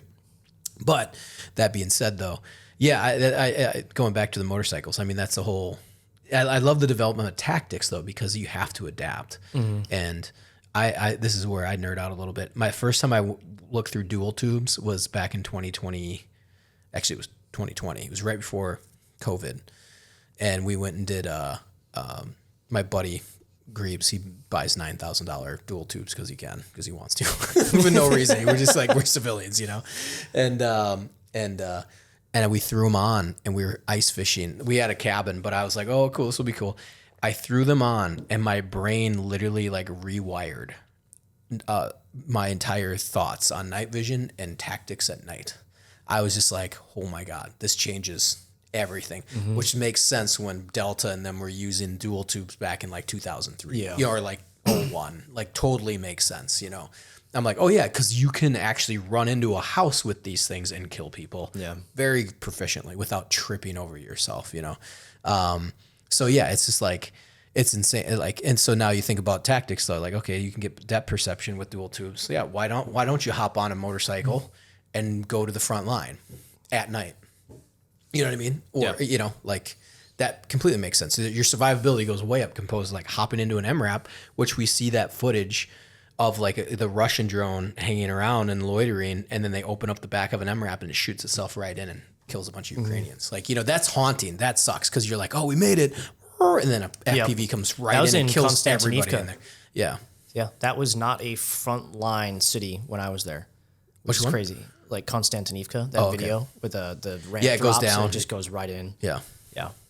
Even then, with all this technology changing, like there's still dudes hooking and jabbing like point blank with the enemy. There were 3 or 4 Russians that we observed leave a house and run into a basement. And then maybe like 20 minutes later, we see 4 Ukrainians like surround like because all that's left is the basement of this house. It was just like a door and hole in the ground. That was all that was left. And we see 4 Ukrainians like form like a half circle around it, and they're just tossing grenades in there. And they were so close we could hear the grenades exploding. Oh, they were like not far from you guys? They were not far from us. Do you ever think like, can we just run over there real quick? Yeah, can I get my... They're like 2 blocks away. Can we like make a quick little trip? Yeah. But yeah, that was another thing. It was like, this war has changed so much, but there's also like elements to it where it's like shooting people in the face. You know, like that's still very prevalent. Because like at the end of the day, like the infantrymen still need to be on the ground to like hold and occupy terrain or push people off of it. Drones can only do so much. You can't hold territory with a drone. You need more bodies to sit in a trench or in a basement or in a tower to do that. You need a Ukrainian Lance Corporal to throw a 155 grenade into a building. and that's the other thing. Like it war changes, but it stays the same. Yeah. You know, like I don't know anyone else in history who's thrown a 155 grenade into a basement. That was interesting to see. Oh, I love that. That's still one of my favorite videos. And again, like you don't know how explosive those things are until you see them go off. Like, yeah. Well, like you said too, I think we were talking about that even before this, like when the war kicks off, it goes back to like infantrymen is it's still, everything is in support of the infantry, no matter what. Yeah. And then the GWOT got weird because people were like, oh, special operations, they're the spearheads. Like, and they were never the spearhead. They were always the assisting force. Did they do a lot of heavy lifting? Yes. But they were never main effort. They tried pushing a main effort, but guess what? Like Afghanistan, what happened? Well, all the infantry guys became advisors. All the, we still need to take that area. You still need to sweep it. The SF dudes would go in and they did great work, but then they would leave. They weren't doing, what they were typically do, which is you stay in the area. Some did. Some stayed in the area, but they were doing the commandos. Well, the commandos stayed in Kabul, and then they go in and do raids. They were kind of doing what the high-speed SF does, which is like do raids, do cool operations, and then they would leave. Whereas like when we came in as combat advisors, we had to stay in the valley. Like, like a lot of SF dudes were not staying in the valleys. See, some did, don't get me wrong. That brings an interesting point. I was talking to a medic who was working up north by Kharkiv, because he did a lot of stuff with like Ukrainian SF and like regular Ukrainian infantry. And he said like when SF does SF things like for Ukrainians, they do a very good job of that. But when it comes to just holding a line, not so much. They don't know what to do, because that's a skill acquired by an infantryman through experience. Like just getting shelled for 5 days, you know, like that's a skill you only gain by getting shelled for 5 days. And like if you're an SF guy, that doesn't happen very frequently, where you're just holding tight, getting shelled, or, you know, like that's a skill you only get through experience. Yeah. And he said, yeah, like there's a lot of unnecessary casualties within like Ukrainian SOF, when they do get like forced into those positions where it's like something goes wrong with the mission. Now they're stuck. Now they have to like act as regular infantrymen. They're not infiltrating anywhere. They're not sabotaging anything. They've just got to hold the line, you know? They go sideways. Yeah. And then they're just infantrymen with dual tubes. Yeah. Exactly. Yeah, exactly. And well, that's the thing too, is like they were, you know, I think you see that even in our soft elements. I think, you know, we always talk about this, and, you know, within like the Navy SEAL community is like that. And they'll even admit that. Like, you know, I think that's the thing, is like when they get caught up into a situation, they don't have that experience and they don't have that skill or tactics to understand that. And I didn't realize that till years later when I was talking with my buddies that are SEALs. They're like, they don't go to leadership courses until like they are in leadership positions. Like, so they can't, like, the average Marine has more leadership skills than the average Navy SEAL. Also tactics wise too, because they do all this stuff. And then I remember talking with my buddy Joe. He's like, yeah, we finally got to do like squad maneuver 8 months into buds, you know, like, you know, and he kind of joked about it. And it's like, yeah, that's like you're in a different field. And so you're tough, but can you up PC me's down? Yeah, exactly. Yeah. You know, and so you're kind of like, you know, so you think about it, it's like, but that's the thing. I think that's the issue with the SEALs, because they can't draw from infantry. Yeah. And that's why I think there's so much more success with Delta and SF, because they draw from typically infantry guys, or especially with Rangers. Rangers are like specialized infantry. You know, that's why I do appreciate Rangers, is like, I think Rangers are so cool. Yeah. They can do the high speed, but they're sledgehammers that can be surgical sledgehammers, you know what I mean? Like, but they can turn it on to go back to the regular infantry if they need to be. Whereas like, well, you know, I talk with the Delta guys, the guys I'm working with, you know, and they're just like, yeah, we don't carry. I was like, do you guys even carry like a saw? He's like, nope. We're all M4s, match grade trigger. You know what I mean? Because they're for their hostage rescue. Yeah. You know, and they got little birds, because they don't need it. There's no reason for a Delta team to carry a saw. There just isn't. I mean, like, you know what I mean? Like, so that's why it's kind of like, but you go to like an infantry unit or a ranger unit, they're like, yeah, we're carrying the heavy weapons, you know? So I think that's kind of like seeing Ukraine. That's why the special operations community, we were talking about this as we were walking in, and we talked about this the first time we ever talked on the phone, which is, I think there was a resentment within the Brovet soft community when the war kicked off, and mill influencers, because it was like your cool high-speed background has now been rendered irrelevant to an extent, you know? And there were stories of guys that went over and they do not handle it well, because you're better off being infantrymen going to Ukraine to fight, or than you would be coming from a high-speed unit, because you're used to the pipeline, the logistics, the pampering, we get, you know, again, not to talk a ton of shit, but at the end of the day, I get you know what I mean? Like, and they, by the way, I understand. I was talking with, you know, any Delta operator, anybody that's worth their salt, they're like, you're right. Like, because they come from the background as well. You know, so when you talk it like that, they're like, yeah, you're 100% right. Yeah, like, they come from the infantry or SF or whatever. And they're like, you're 1,000% correct.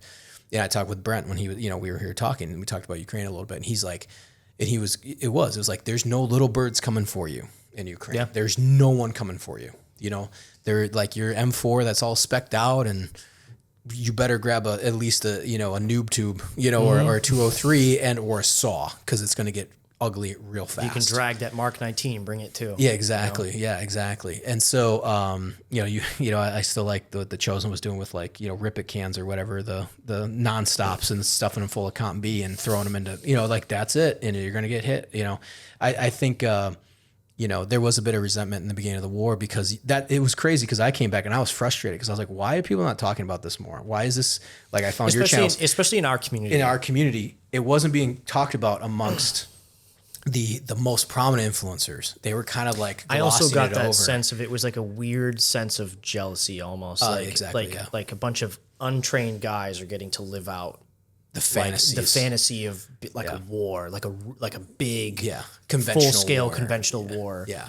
Because like we were talking about my friend Baker before this, who I brought up earlier. Yeah. No special training, literally National Guard, does SF type stuff all the time, like crossing rivers in boats, sabotage missions, sniping Russians from half a mile away, like all the time. And he's just National Guard. Like his primary job was to just stand at a block post. Yeah.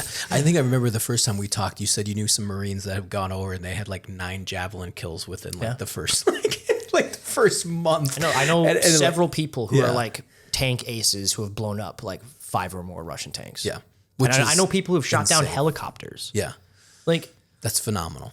And I look at them and go, you are amazing. You know what I mean? But I agree with you. I think in those early days, there was a sense of jealousy, of, because it wasn't, because it was like, oh, my stories aren't cool anymore. It's like, no, your stories are still cool, but you have to understand this is the next battle. The way I explain it to people is you can't compare like one war to the other because at the end of the day, killing is still killing and dying is still dying. Fear is still fear. Courage is still courage. Yeah, exactly. Like whether it's you're fighting the Taliban, Al Qaeda, the North Vietnamese, or Russian Spetsnaz, like that bullet's still going to kill you.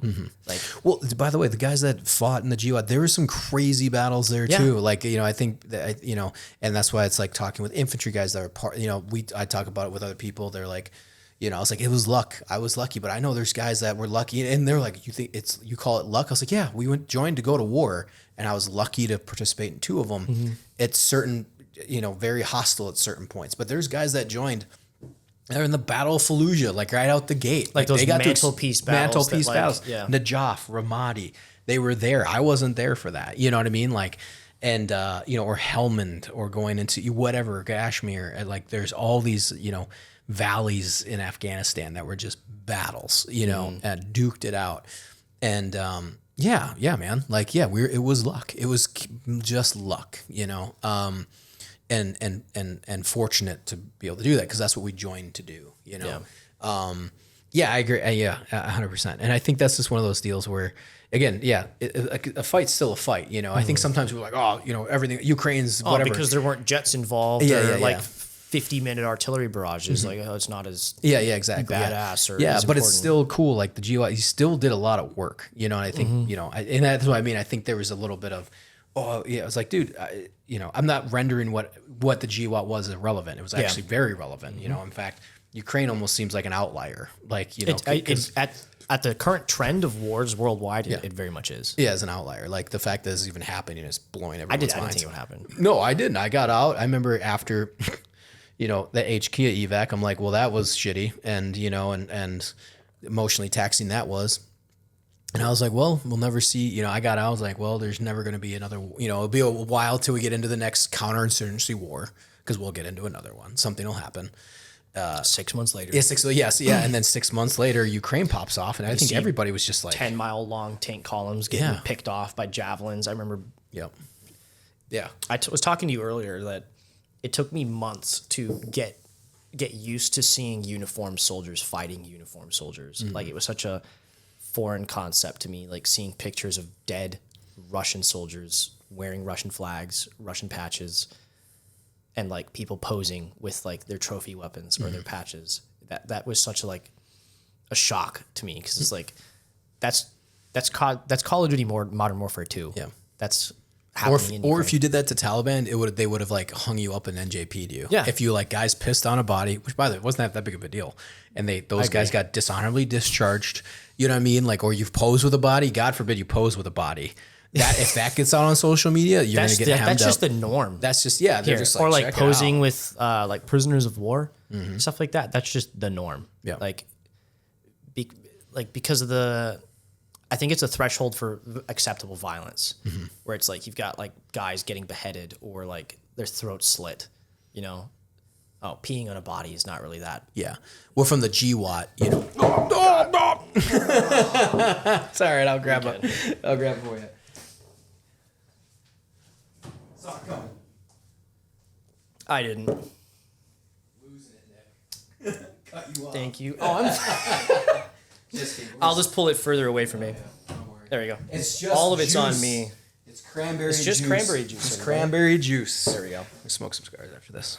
Dude, that sound amazing. I know. So I got some fresh Warfire tobacco ones too. Sick. On the Michigan trip, my buddy Oh, John. nice. John. Okay. You know, Warfare tobacco. He's actually Yeah, one yeah. of our dive instructors. I'm pretty sure I follow him on Instagram. You really do. Yeah. And he's awesome. There are a ton of people at that PB Abate thing that I follow on Instagram and had no idea that that's who it actually was. Yeah.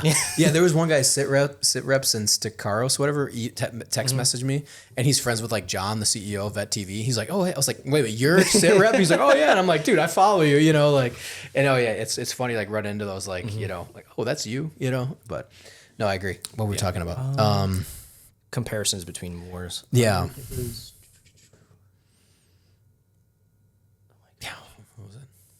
Everyone's going to be yelling. Do I at- have a TBI? Like, No, I know. my short-term memory, I've noticed Well, here's the since thing. I've been around Explode, my short-term memory is It might. much worse. Mine But like is nothing was close enough to like. No. So my thing is like wonder if I it's had like a that since I stress was a thing. kid. Like since a kid, I've been doing it. I remember as a teenager walking into a room and like forgetting why I walked into the room to grab See, that something. happens all the time to me at work. Yeah. Where like my boss will be like, I need you to print this for me. Here's the printer code. Mm-hmm. It's a 3-digit code. I walk to the printer, forget the code. Mm-hmm. Embarrassed, go ask my boss. I forgot the printer code. Yeah. She gives it to me again. I walk back. I I think, forgot the printer code. in my opinion, I think active imagination. I bet you were thinking about 20 other things from that walk from. See, that's the thing too. I can't get my thoughts straight ever. Like, cause like I'm in therapy now. Like, cause like I said, zero combat experience, and then suddenly. No, you have combat experience now. Well, Yeah. Suddenly in Ukraine, and so it's like I had no like threshold for this. It was just like anything like I could have imagined that I could have been in the GWOT, like surpassed that. So yeah, like I do struggle a little bit sometimes. I think about it all the time. Welcome to the club. Yes. Yeah, well, yeah, like the good and the bad. I think a lot about the guys at the stabilization point too, because I didn't anticipate like witnessing people in agony, like grown men. Because you know you don't really see like in Western culture, like you don't see grown men cry a lot. At least not like our circles. And like seeing that in person and like someone in like excruciating pain was like a very big shock to me, and I think about that a lot. Because we were talking about warfare when it came out. So at in Pokrovsk, there was one moment. So I'll rewind a little bit. So we were supposed to exfil after 24 hours. So the 24-hour limit comes. So it's like 1 o'clock in the morning. We got all our stuff packed up to go, and then the infill vehicle with the oncoming FPV team is like, hey, we can't get to you guys because there's mines all over the road. So you're stuck out there another day. So that presents two problems. One is that there's mines on the road now when they weren't there the day before. And two, we're out of food and water.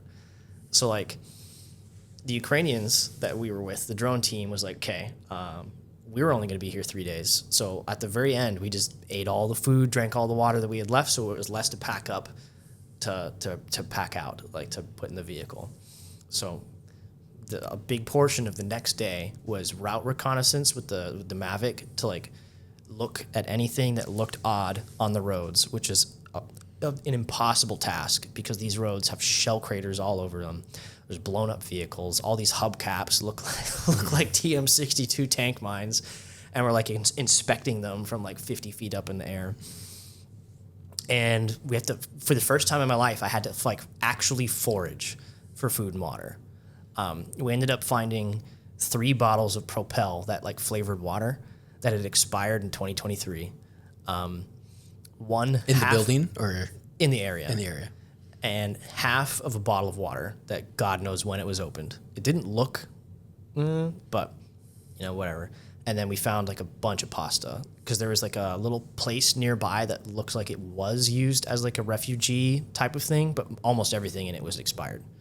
So like we ate like a can of ravioli, which was really good, and some pasta, which we used hot sauce to just like season because that was it. But there were like buckets of rainwater that this building had been accumulating that they had collected from the gutters. And so we stretched. So I had a brand new pair of, I call them my lucky underwear now. And my wife packed them for me because it was a brand new pair of these like sky blue Under Armour underwear. And so we like pulled it over this pot and like poured the water through it to try to strain it and then boiled it and then just did that a couple times. And that's what we made the pasta with and we drank, as well as the propels. So the next day we're just route reconning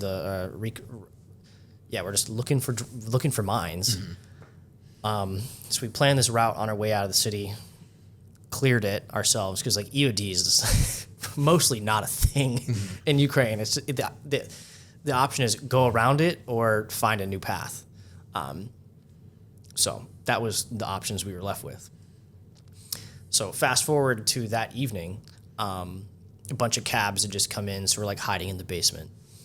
And I remember I was leaning, because I've got a picture of right before this happened. I was like leaning against this brick wall in the basement, and I like felt the explosion before I heard it. And so I feel this like shock through my body, and then we hear it, and it was really close, but it didn't sound like an FPV. It didn't sound like a mortar or anything like that. And I was like, what was that? And one of the guys was like, that was almost certainly a landmine that someone just rode over. And it was like right next to our building. So we go out to the window, and just like the house over, we see like this glow behind it. And for like a couple moments, Chris and I could just hear a man like screaming in agony. And then that stopped, and it got drowned out by the sound of like the stray barking dogs, because there's dogs everywhere. We actually had to chase them away from our building multiple times because where the dogs are, there's people are. And that's what drones are looking for too. Like dogs are a target indicator. And so at one point, this dog would not leave us alone. We were like trying to get it away, would not leave us alone. So we actually just brought it in the building with us. We're like, okay, well, you're our hostage now. You can't leave. But yeah, that scene in Warfare where the guy like wakes up and sees like his mangled leg and like that scream, that was the first thing that popped in my head when I heard that guy screaming. Because I'd never heard in real life someone like screaming in agony before. And that's something I think about a lot as well, is that guy and what happened to him. I have no idea what happened. I don't know if someone ran out and grabbed him. I don't know if he burned to death or if he died blood loss shortly Imagine afterwards. it was a Ukrainian then, if it was closer. Almost certainly. Probably, yeah. It was either a soldier or a civilian. Those landmines then, are they being dropped by drones? Yeah. Because they're... So that's the other concern. Where we were, we would hear... So the Ukrainians call them Baba Yagas. I don't know what the Russians call them, but they're like these big bomber drones. They can carry a lot of weight. And we would hear them fly over our building, and then like 5-10 minutes later, we'd hear them fly back. And so the concern was we were not hearing an explosion, and so it was dropping something. So all this route reconnaissance we had done during the day, now useless because there's more mines on the road. So that was another concern during exfil, was where are these mines? Because they're dropping them. We heard like 4 or 5 of these drones just directly over our building, not counting ones that had come from a different path or a different angle, dropping mines. But yeah, that was really scary too. Wow. That was a big mind messing with my mind. Yeah, really. I mean, that's some like intense stuff, man. Yeah, because we heard that guy screaming, and I remember looking at Chris, and he looked at me, and it's like, that could be us in like 2 hours. And that was like a big concern for me. I was like, oh my God. Yeah. That was another moment where it's like, I could be home right now. Yeah. But instead I'm here. And even then, it's like, that's why I came out there. That's a risk I accepted. Yeah. I was like, you know, suck it up, Nick. Like you asked to be here, and I'm still glad that I went. If I could go back and do it again, possibly a different outcome, I still would. Yeah. Just because that experience and documenting that story and that piece of history was worth it to me. But yeah. Yeah. Who did you interview guys out there, or is it more just like capturing? That was mostly capturing the experience. None of the guys wanted to be on camera. And so like when I upload the footage, all their faces are blurred, their voices are muffled, just because they don't want problems with Russians harassing their families, because that happens all the time. Like someone gets outed, okay, now people are calling death threats to like someone's wife at work, you know, stuff like that. Yeah. So I respected that. And I got enough footage where it's like I don't need an interview. It's like just the environment itself is enough of the story. Yeah, yeah. No, I agree with you. Is there is there any other guy, anyone else doing what you guys are doing?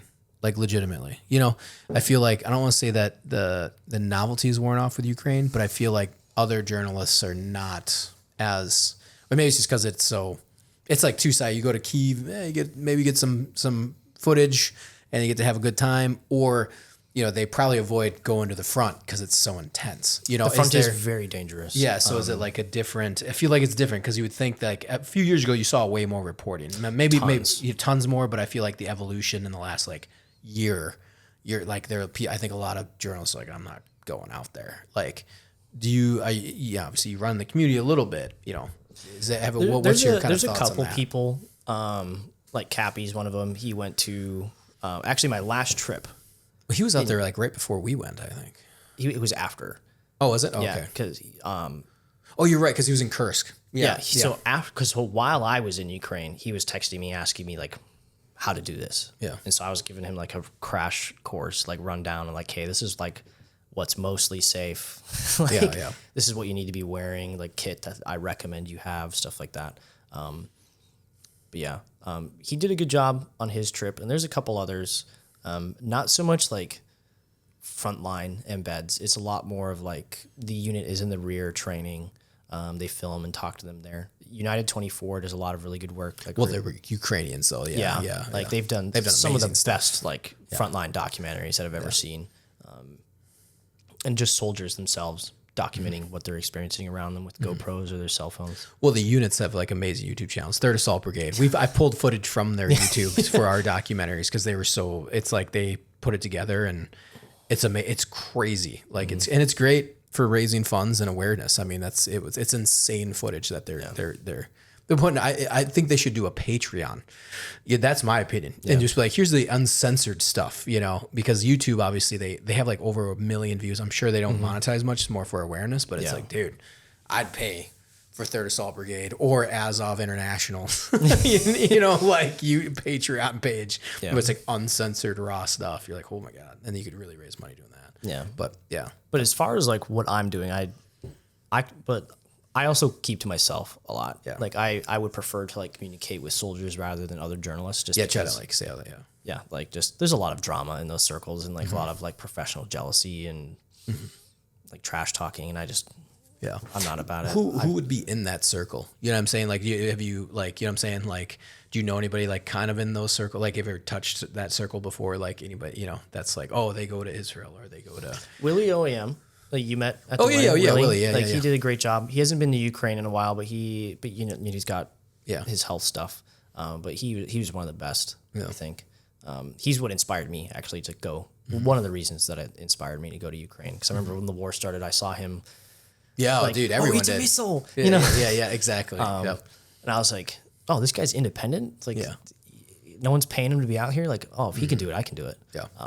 Yeah. We're good friends now. Like, my honeymoon, we're going to Vietnam, and then part of that is going to Australia for Anzac Day. That's awesome. And so I'll see him down there. Yeah. I'm super stoked. He's such a funny guy. He's did a great. shoey, drank whiskey out of his shoe at my wedding. Dude, there's some wild stuff. Yeah. That's what I was saying. I was trying to think of like who's in that community, because it's like I feel like the professional ones, you know what I mean, like other than like Douglas Murray and. A lot of the ones I have run into only talk to you for the connections that you have. And so I've, since like 2023, just kind of stayed my distance between other people who do similar things to me, just because it's kind of a leeching relationship, which I get. That's part of the game, but it's like I don't like playing the game. Yeah. Well, it's also too like, again, you're trying to capture stories where they're trying to get a story. It's like two different mentalities. Yeah. It's like they're searching for something that'll blow them up, whereas you're going like, I just want to capture this, and I'm going like I don't get paid to do this. Yeah, exactly. Like I've made zero money going to Ukraine. Yeah, yeah. And Israel. Just because I enjoy it. I enjoy storytelling and being trusted by these people to help tell their stories and stuff like that.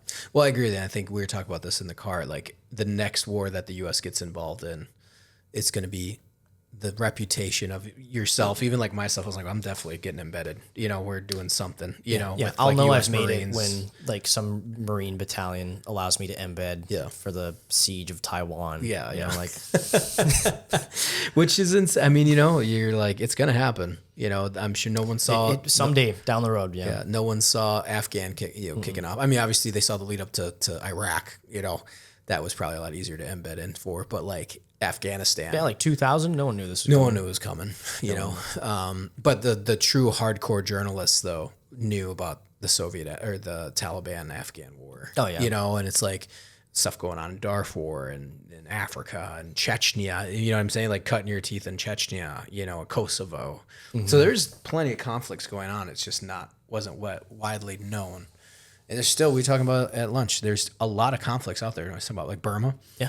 We talking about Burma. Burma's like what was it, like the second largest, can't remember what's going on with it, but you know what I mean? Like casualty, obviously Ukraine's number one, but it's like Burma's significantly up there. Yeah. And no one There's a talks lot about of like kinetic fighting. Yeah, well, yeah. So hopefully, and my hopes is to do that in February. We'll see. But yeah, but Let me know. I was like, yeah, there's a few people take with us. But yeah, I know, man. It's like, it's trying to figure out, you know, I was to say going forward with it, but obviously, you know, what, you know, what's your next, what that was, you know, cause you've done a lot, the FPV stuff, like I'm jealous. Like that was what I wanted to get. But is there anything specific though that, you know, FPV, I feel like is the golden child, you know, of like, if you can film that or you capture those stories or that footage, that's like on the front, you know, we did UAV drone launch, long reconnaissance. But you know, it was like, they were like, you're not going to the FPV. So I will go to Ukraine indefinitely. You know, like as far as like war journalism goes, this is like as good as it gets for somebing to report on. I've done artillery. I've done FPVs. I've done VTOL drones, medics, casualty stabilization. Really, the only like big thing that I have not done is infantry, and so that's like at the zero line in the trenches with them for a prolonged period of time. Like I've been at the zero line before, but not for like not long enough for me to say I've embedded. You know, like I visited. Yeah, Kherson was Kherson. Yeah, like I've visited, but not long enough for me to be like I spent time at the zero line. So that's the next big thing, but that's also the most dangerous. You know, so like I said, some portions of the front is 50% casualties on infill, and it's not like other wars where you get wounded and you're out right away. There were guys at the stab point that I was at that were wounded for a week and then finally got to a stabilization point just because of the drone density, because they can't bring them out. So like, and when you're getting carried out, you're getting carried out like by hand. They're moving you to a vehicle behind the line, and then that vehicle brings you to the stab point just because it's so dangerous. And Pokrovsk, was that you guys were at the zero line, but that was mostly drone stuff? I mean, no, so the zero line is like there's nothing between you and the Russians. Yeah. It's just the Russians. So where we were was like 2 kilometers behind the zero line, which is not all that much safer. Yeah. but you know, I'm not in a trench sort of thing. And I have been in trenches before, but not for like an extended period of time where I'd feel comfortable like telling a veteran of that war where it's like, oh, I've been in the trenches. Yeah. Is there no, you haven't. Like, for you me, were like, at the zero line for like 10 minutes. That doesn't count. Well, for me, I would love to see the, I shouldn't say, you know, trench seems not that fun. But for me, no, it looks horrible. It looks horrible. But it's like me, that's part of the experience of the frontline soldier. And it's like, that's what I've had my eyes on this entire time. And every battalion has said, no. Yeah. What about, is there any city fighting right now that you could maybe attach? Because that's where I would be like, okay, let's do a city. Like, let's do a city in best the trench. case would have been Bakhmut. Bakhmut. Because it was a lot of gunfights, a lot of artillery, but the drones were not super bad. Yeah. Now it's like everybody just kind of hunkers down and waits for a Russian assault element to charge their building. Pokrovsk would probably be the next best thing. Still, yeah. Because the Russians there's inching towards the city. So I'd guess within like the next 6 months, there's going to be like the Battle of Pokrovsk is going to be raging, and it'll be a lot like Bakhmut was, where it was just street by street, door by door, basement by basement. And I feel like if I could be there for that, that'd be I was gonna say that would be like come true for journalism. I mean, I'll deal with the PTSD later. yeah.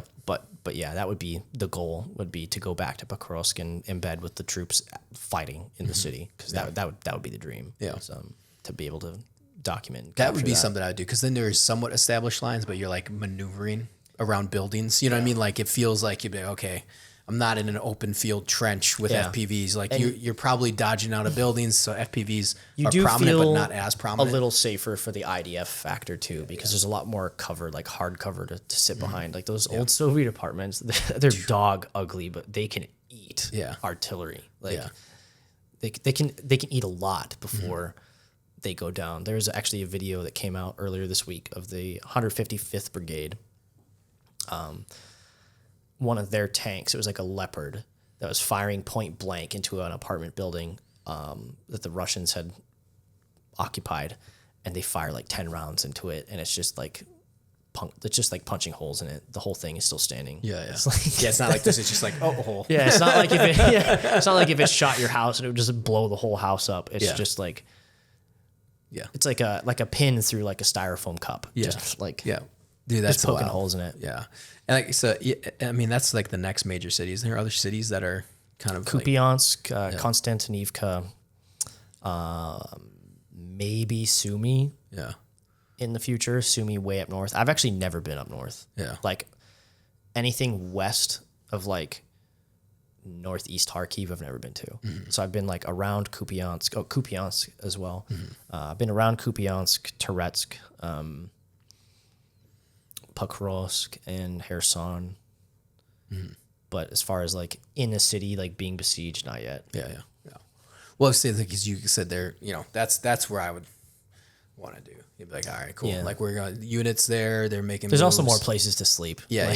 You're also like, okay, we're under a building. Yeah, but you know, FPVs. But then there's enough movement. They're like, it's too chaotic for FPVs because of the movement building. Yeah, you know, target rich environment makes it a lot harder for FPVs to like dial in on you. And the maneuvering of each build, I mean, it just moves. It's easier. It's easier to move because there's a lot more cover. It's like, okay, we'll just go to that basement 20 meters away. Yeah. We'll sit in there for an hour, and then we'll move to the next basement. Sort of thing. Yeah, I think the thing too is I was like, like talk about the drones dropping the anti-tank mines, because it's like, oh god, it was the Ukrainians that armed, you know, because right away I'm like, did they arm that road? Like you were talking about, like you have to arm our road, you know, like, or put mines down on our friendly road. But it makes sense, you know, or it probably was Russian, but it was Russian. Yeah. It was Russian ones that did that. The counter stuff of that, like I don't know, I saw it the other day, and I'd love to see if there's any development on it. But did you see that it came out like 2-3 weeks ago? Counter drone. It was like it was kind of like an Iron Dome, but it was just a 240. But it was on like it was a robot. It was like, and it actually like literally they set up all like 10 targets on the ground. It's like, and it just like hit them all with like, and like, and it seems super fast and effective. That's where the tech is going to counter these drones. I mean, it'll be a while, I think, before the technology can differ between a drone and like a bird. Yeah, which I don't think the Ukrainians would care. I don't know. At that point, anything in the air, like, bye. Yeah, exactly. Like anything above 10 feet and in that direction, just go. You know, like we don't care. Like because it's interesting to see how that develops. And I wish I could find that. Like I don't know. I saw it once, and then I haven't seen any more on that. You know. Yeah. But like I said, it's like sometimes it's old tech. And sometimes, you know, I was talking with Brent about this. I was like, dude, FPVs are just tow missiles. That's all they are. They're just cheap tow missiles that tech, everybody can have. Yeah, exactly. It's old tech. So, you know, it's no like, oh my God, this is revolution. No, it's not actually. It's quite old tech. But it is effective, you know. But it's, you know, and I thought that AI stuff was everything, they're going to AI, do this. And you're like, no, just attach a wire to it. And it's insanely effective and cheap. Whereas like that gun seems like it's probably, I'm sure it's old tech, but in a simplified version. You know, you don't need crazy stuff. It's like, dude, attach 240 to this thing and just let her rip, you know? Because I always think of stuff like that, like how do you innovate to where it's simplified, you know? But we'll see, you know. But we were talking about like tanks, like putting basically, they have those things that shoot out smoke. Yeah, where they get the oh yeah, I know. Yeah, I was like, just stick ball bearing shotgun shells in those things, and like drone gets close, fucking hit it. It's gonna hit it, So there's gonna be some development. Yeah, tanks have changed a lot too. Like I shared a meme on my Facebook page the other day. It was like future, like what you thought future tanks would be, and it was like this Polish concept tank that looked very sleek and interesting, and like what future tanks actually are. It's just a T-72 that's like covered in barbed wire and chain link fence. It's like straight out of Mad Max. Which is wild. Like, and you see that too, and you're like, and you see like. If you would have showed me a picture of that in 2021 and said, "This is at the moment the most survivable a tank can be," I'd be like, dude, what? Yeah. And even then, I don't know how survivable it is. You know what I mean? Like the crew's not getting out. Yeah, crew's the not thing's getting on out. fire, enjoy getting stuck in barbed wire and burning to death. Yeah, exactly. Yeah. And you're like, and they still make their way, like, and like they'll just kind of hang, and then they go in. You're like, Jesus, I don't even know what to do anymore. Yeah. It's almost like you said, speed. Like if they were gonna do, I'd rather get to the front in a soft skin pickup. Yeah.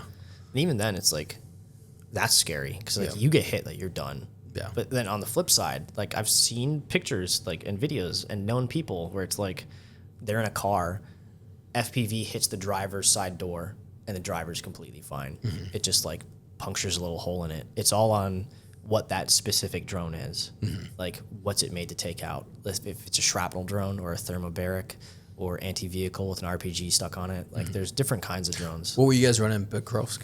So the brigade dictates what you're going to be using. So like if they see a guy in the open, they'll be like, oh, like 2 FPVs are going to strike this guy. Both of them are going to have shrapnel. And so it's just like, sometimes it's just like a water bottle filled with nuts and bolts with plastic explosives in there in a fuse, like an impact detonation. And sometimes that'll be it. Other times it's like a proper like shrapnel grenade or something like that. Mm-hmm. Thermobaric, they typically use those like burning down houses, stuff like that. I saw them use thermobaric to that building that those 3 Russians ran out of that I was talking earlier. They had struck that before with a thermobaric, and they ran out of that building to seek shelter in that basement before they got killed by grenades. And the anti-tank is almost always just like an RPG. I think that's all of them. Okay, yeah. And so they have it like laid out. Where you guys are there? It's like, oh, okay, we're taking these ones. It's like a menu of different FPV drones. Like, which one today? Yeah, it's like I'm feeling shrapnel. Yeah, and then, I mean, like that's like our fantasy. Like you said, it's just a bunch of like, oh my god, yeah, let's do this. You know, like we will use these. This is not like, man, they sat here for 7 months. That's the thing. One. Like looking at these on the ground, it's like these are all. They're going to be used today. Yeah, they're like, we need more. You know, like we need some more of these. You know? Yeah, that was the thing. Like when I went out there, one of the guys who's like an engineer was like, tell them I will give, like he was like, tell the team I will give them 20 extra drones if they run a bunch of FPV missions with you. Because he's like, I want you to get as much footage as possible. So like I'll give them extra drones if they expend all the ones they've got. Because there was like a whole room in this building that was just drones. It was just on the floor, on the walls, on shelves. It was just like 100 drones. And that's obviously because it was. And there were like 10 in the main room where like they were flying them, and we used pretty much all of them. Yeah, because I remember watching I can't remember what TV station it was, or it was a YouTube channel, and they embedded. Yeah, I watched it before we went last year, and it was actually pretty good. They were like in a dugout almost. I mean, it was like covered, and then they were. It's called a blindage. Yeah, and then they, brought in. They like came in at like. It was kind of like what reminded me of what we did with the artillery piece and the like. You went in at like super early in the morning. They brought everything with them. They dropped it off. They were there for the day, and then they boogied out. But they were launching drones. But it wasn't as prominent as like you guys were. It's like, no, we launched 20 drones. Like I think it was probably, more of the handful, like 6, 7 drones. Yeah. Is it those long range bombers that you were?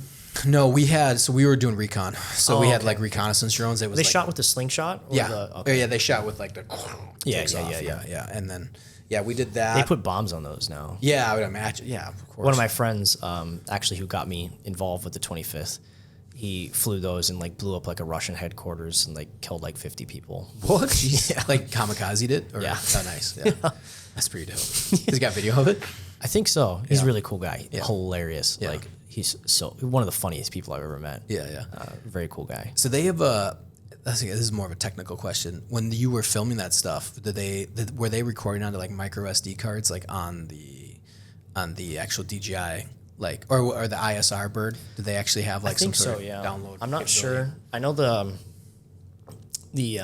I'm always like, I want that footage. I want the raw I know stuff. the guy flying the relay thing, his like account wasn't logged in, and so he wasn't recording. Oh, okay. And so I saw like what he was filming, and it was like he was just using it as like binoculars basically. Yeah. But the other ones, they're all recorded and they archive them. Yeah. Because there's actually like a point system that Ukraine does now, where it's like the government allocates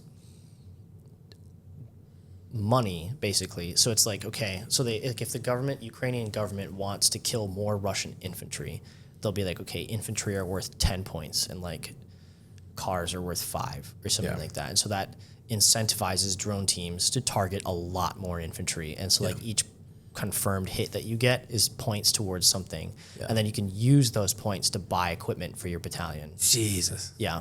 And so you've got like Bora Bora, Mygar's birds, like units like that just rack up like sometimes thousands of kills a month.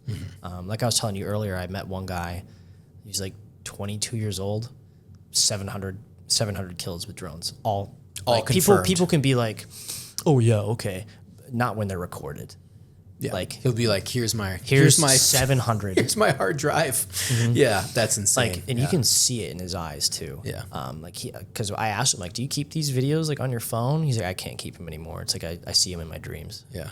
Stuff because it's like you can see it in his eyes. It's just wide-eyed. Yeah. Super nice guy. Has like Rick and Morty patches on his uniform. Yeah. Like, but his whole adult life has been war. Yeah. If you were 19 when it started. Yeah. And then there was another guy like, also 22 years old, surrounded by Russians for 46 days.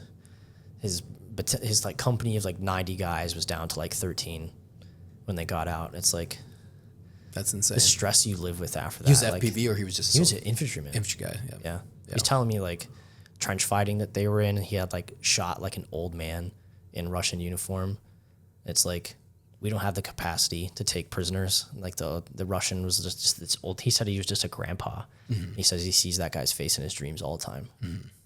Well, they talk about that like from the the analysts that are showing the Russian. They're literally pulling like old guys that like fought in the Soviet-Afghan war, and they're getting killed. And you're just like, well, the incentive to join is super high because you get paid so much money. I think like I'm sure people in the comments will fact check me here, but it's like Russians earn like $15,000 a year and you're getting paid like $3,000 a month to go fight in Ukraine. That's a life-changing amount of money. And so you've got these like old guys in debt who now are receiving more money than they've ever made in their entire life. And like this war is essentially creating like a new middle class for the Russians. What's going to happen after the war? It's going to collapse. It's going to collapse because this money's not coming in anymore. I've heard that too in the death benefits. They're just like, I'm just going to go die and my family's going to get. Yeah, like a lot of Russian women are marrying Russian soldiers because for the death benefits. Yeah. I saw one woman got in trouble in Russia recently because she was like on social media being like, hey, you should marry a military man because when he dies, you'll just have it made sort of thing. And the Russians are like, you can't be saying that. He's like, you don't say that part out loud. Yeah. I've heard that. I saw that one. She was talking about it, and it was like, I don't know if she had been married twice already, but I mean, like, the odds of them coming back, or like, you gotta marry those guys in the assault units. Yeah, I know, right? Yeah, marry a Wagner fighter. Yeah, and my 11th husband. Yeah, as she drives around in her Russian Maserati. Well, and like I said, that's in like I said, those families, but it also feels like, not saying they're running out of bodies, but they're also, it's still Russia, it's still propagandist machine, but it's like, dude, you are burning up people. I mean, I know they're like, well, they're pulling them from the outskirts. I'm like, it's going to catch up to you though. Like you can't hide that 1 million have been killed. The Russian people will get upset when large numbers of guys from Moscow and St. Petersburg start dying. There was a study done, I can't quote it off the top of my head. I'm sure someone will link it in the comments, that they went through and viewed like confirmed obituaries and like graveyards and stuff like that, where it's if you were from like Yakutian or Siberian or like any one of those like ethnic minorities, you were 10 times more likely to die in combat than if you were from St. Petersburg or Moscow. And then you look at like population density maps in Russia, it's all St. Petersburg and Moscow. So it's like everyone else, everywhere else in the country is fighting and dying. And then, you know, that's what I'm wondering if those long range missiles are going to make a big. Or those, I'm sure they will, because if you start hitting Moscow, if you can St. ruffle the Petersburg, feathers of the Russian civilians, like that's how like that was a big end to the Chechen War. Was like the Russian mothers getting upset about their sons going to war and dying, you know. But that's not happening now because Putin has such tight control over the entire country. But once you start canceling Russians' vacation plans to Thailand, or they're waiting in 5-mile lines to get gas, or the selection of food at the grocery store starts going down, that's when you'll see some social unrest. Probably not a lot, because they're thoroughly indoctrinated and basically like almost an enslaved populace to the regime. I mean, but it's been that way since forever in Russia. Like they've always had a dictator, whether it's a Tsar or Commissar Stalin, something like that. Now it's just Putin. He's been president since 2000. You can't tell me he's duly elected. Yeah. Well, it's also especially when your political opposition finds their ways of falling out of windows or into camps. Well, it's also too. I think it helps though the movement aspect of like back in the Cold War, people didn't leave Russia. Yeah. You know, now it's like, oh yeah, you go back and forth. A lot of places you couldn't even leave your town. Yeah, exactly. You needed a permit to like go to the next town over. So that generation were like, whoa, what are you talking about? It's great. This is amazing. I get to go travel to Thailand, or I can go to wherever I want. I can go to Poland right now if I want. Well, you know even what I mean? then, Like, the propaganda is so strong. Yeah. I met a Russian guy. His call sign was Bumblebee. No idea if he's still alive at this point. Stopped talking to him. But, you know, he'd spent like 5 years in the United States. He showed me pictures of him at like Paramore concerts and stuff like that. College educated, fully believed Ukraine was just riddled with Nazis or Jews or gays, you know, and it's like just he's an educated guy, well-traveled, should know better, doesn't, you know, just because of the propaganda. It's the state truth is the truth in Russia. And any questioning dissent to that, it's like, oh, you're going to jail. Yeah. Well, we see that too. Is it's like just because you have an education doesn't mean, or just because you have schooling doesn't mean you're educated. Yeah. And also, it's the same way when people talked about jihadis. It's like, dude, those were not the bottom of the barrel people. Yeah. They are very highly educated and they believe in the cause. Propaganda is a strong thing. Yes, absolutely. There's good and bad propaganda. Exactly. Yeah. American propaganda is awesome. Say right now. No, I agree with you. I think that's the 100%, you know, and then we talk about that and, you know, cause even like, you feel it too, a little bit with, what's kind of going on. Like you saw with the election, like the isolationist wing, I think we probably talked about that. It's like, you know, the Republican Party, like there's literally a divided notion right now in the Trump administration of, do we help the Ukrainians or do we not do anything? Because there's like, I understand why it's not pro-Russian, but why do we hate the Russians so much? Like I understand that thought process of like, why are we funneling weapons to Ukraine to fight Russians, even though Russians is a major player on the stage? You know what I mean? Like everyone's like, well, the Cold War, they weren't that bad people, you know, and it's like, now we've known them not as the Cold War for 30 odd some years, probably 40 years now, that, oh no, they're Russians. They're good people now. You know what I mean? Like it's that weird thing, but then they invade a country and you're like, no, you understand, like you have to fight the Russians. Like, you know, you still have to do this. We had like a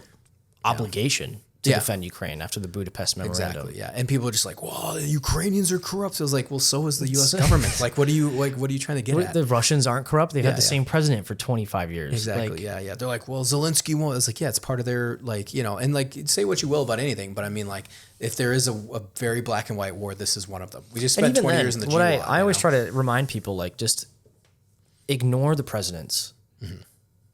Do the people in occupied territories not deserve to live their lives the way they want? Like, do they deserve to have a foreign power come into their country, tell them they can't speak their language, they can't go to these websites, they can't do X, Y, and Z. Oh, and if you're a dissenter, we'll take you out to the woods and shoot you. Like, those people are the bad guys, and you want to enable that to happen. Like, I see no positives of allowing Russia to become a stronger regional power, because us stepping away from Ukraine is just a propaganda victory for Russia. We defeated NATO. You know, and it's like that's the narrative right now. Is like Russia is defeating NATO, they're defeating Ukraine, they're defeating the United States, and it's like we all know that's not the case. No, it's not. No. But that's the narrative they'll push. That's the narrative they'll tell their people, and it'll be that much easier to convince the Russian people, we should invade Finland. We defeated NATO. We defeated the United States. There's what is it? Is it Lithuania? The tiny one that's like really going balls out for like support for Ukraine. Oh, well, the thing is, I think it's Lithuania. We Minnesota National Guard partners with them, so we would send guys to Lithuania. I wish I never got to go. I wanted to, but they would get cyber attacked by Russia all the time. yeah. And the only reason Lithuania is free right now is because they are under U.S. NATO. NATO. The only reason. And the NATO argument of like, oh, it's because Ukraine is going to join NATO. That's so stupid. Finland just joined. Yeah. Exactly. Finland just joined NATO. Yeah, and there's 5 NATO countries on their border. Like, it doesn't matter. Like, they're like, Russia tried to join NATO. Yeah. Like, exactly, yeah. Yeah, and that's what I'm saying is all the arguments are moot. It's just like they invaded, they want the land, and we're this is one of the if you were, to get behind the good guys and bad guys, it's like, dude, this is it, man. This is the most cut and dry war. Good, bad that I can think of in my lifetime. Exactly, same here. Yeah. And people are like, well, we invaded Afghanistan. I was like, yeah, but we didn't invade Afghanistan to take it. Like, we literally pumped them full of money. Yeah. We let them have their culture, and we just wanted to hunt the bad guys down. And even then we were like, well, I don't know. It was like Russia's the good guy because they're fighting NATO. Yeah. Name one country NATO has gone to war with, conquered, and then brought into NATO. Exactly. You can't. It's zero. You have to. It's a security. It's security. It's a security agreement. Yeah. But I do like. Look, I like. Did we bring Iraq into NATO after we conquered it? Is Afghanistan in NATO? Exactly. Yeah. Exactly. Russia doesn't leave the places after they go to war with them. No, they occupy, and that's they what occupy I'm saying. it and bring it into the country. Yep. Like, we still have bases in Japan. Japan is not part of the United States. They govern themselves. We need to get Japan back on the map. I'm not gonna lie to you. Everyone was talking about that. I was like, bro, there's a samurai culture there. Like, you learned your lesson. Bust out that warrior code. Yeah, let's see. I know you guys need a little population uptick. Let's get some more going with you guys. I know you're good at it. I'd love to see Japan just be like, we're here. Surprise. Yeah. And don't worry, Ukraine, we're coming. Yeah, exactly. Yeah. And they're just crushing it. Just like, it's just like, that'd be so wild to see them. No, I agree. You don't see it. I don't think as much now. Cause I think, I think people kind of beat that dead horse. Like, we don't need to supply, when Trump won the election now, he's like, no, we're going to help him out. He's going to end the war in one day. Yeah, exactly. Yeah. And then people were like, well, which I was like, he's not going to end the war. No. But I think there is it's been good to see, like I said, more of the advancement on, like on that front of helping out, or at least, I thought it could go one of two ways. It'd be full on support or just complete abandonment. Mm-hmm. And I'm glad we just have not gone the complete abandonment road, because I would just be so ashamed. Yeah. Well, the other thing too is I think it's one, you can't deny what's going on. You know what I mean? No. I don't think and people were like upset with that. The whole meeting, I was like, well, Zelensky didn't help either. I mean, this isn't, this isn't like, dude, and I get it. I understand your frustration, but we are king. You know what I mean? Like, Trump is Trump daddy. It'd be like, it's just like, it's America daddy, whoever's in charge. That's just the game you play. Like, however upset you are with him, that's the perk of being the superpower. Exactly. You get to say whatever you want. Superpower. But that man holds the power to he could end you. I mean, you don't, not by no means whether you switch to the Russian side, but it's like the U.S. has enough power to stop NATO from doing funding, and it was like in those shaky grounds because you're talking, dude, don't be talking shit about the U.S. right now, and it's not, Vance is not on your side, Trump is actually kind of on your side. You got to convince him. Tell him he's awesome. He looks great. Your hair looks wonderful. Looks wonderful today. And I heard you're a wonderful golfer. Yeah, exactly. Like, I love golf. Let's go golf together. And then you know what I mean. But obviously that second round of talks went a lot better. And then so you're seeing a little more results because and the Ukraine, like, look, I was like, and it's tough because the guys that were such in support of Ukraine, the guys fighting, they're like, oh, Trump. I was like, look, man. U.S. is number one on our priority list. Ukraine is too. But if you're fighting for Ukraine, you're mad at fixing the U.S. first, opposed to diving in. You got to start separating this, your emotions right now. People forget we have our own country to run. Yeah, we have our own country to run. Ukraine is definitely near the top of my priorities for same with me. What the United States does, but I don't live in Ukraine. Yeah. I don't pay taxes to Ukraine. Like at the end of the day, I'm still a United States citizen. Like I was an enlisted member of its military. United States, like that's what got me interested in Ukraine is like their sovereignty is still a U.S. interest. Yeah. You know, it's like that's coming from an American perspective, point of view of we should not quite the America first that's being pushed now, but like that gist, if that makes sense. Yeah. Well, the mineral, like the minerals they have, like all that, you know, Yeah, that that's whole a like good deal. guarantees. It's like, hey man, like when they start arguing over that, people are like, well, it's like, dude, that was a start, man. Like that's, you got That's a start. It's a start. Like, and then you start moving in because now we have this. They do have a better relationship now. Yeah. Yeah. I think so too. So I also think like Zelensky has received a lot of coaching on just how to handle Trump. Yes. Because Trump is definitely a certain kind of guy. Yeah. I don't know why He's not a Putin, No. where it's in conversations that Putin's in, Putin runs the conversation. Unless you're talking about him interacting with Trump, and then it's just sort of trying to get in his good graces. Yeah, because Putin's not an idiot either. He's like, Putin's not an idiot. Like yeah. people say what you want about Putin. He's been president of Russia for 25 years. Of Russia, by the way. Of That- how Russia. cutthroat that is. Where Yeah. politicians die left and right in that country all the time. Yeah. He's not a dumb guy. I think he's an evil man. Yeah. But he's not dumb. Yeah, I agree. And I think that's what like that facade for the last 20 years, that unless you are deep into geopolitics, like, yeah, you're gonna be like, yeah, Russia's our buddy. Like 12 years, like, you know, Trump's, I think that's what I think when we talk geopolitics, just with Trump's first term and Russia, you know what I mean? Like Crimea wasn't on a lot of people's minds. No, you it know? wasn't even on mine. You know, Like 2016, I was more focused on being a Marine. Yeah, exactly. And then it's like, okay, what's going on domestically? That's why Trump won. But in 2016, when, you know, Trump and Putin met, that was just like, oh yeah, he's a good dude. You know, there wasn't anything to be had, you know, with Russia. Yeah.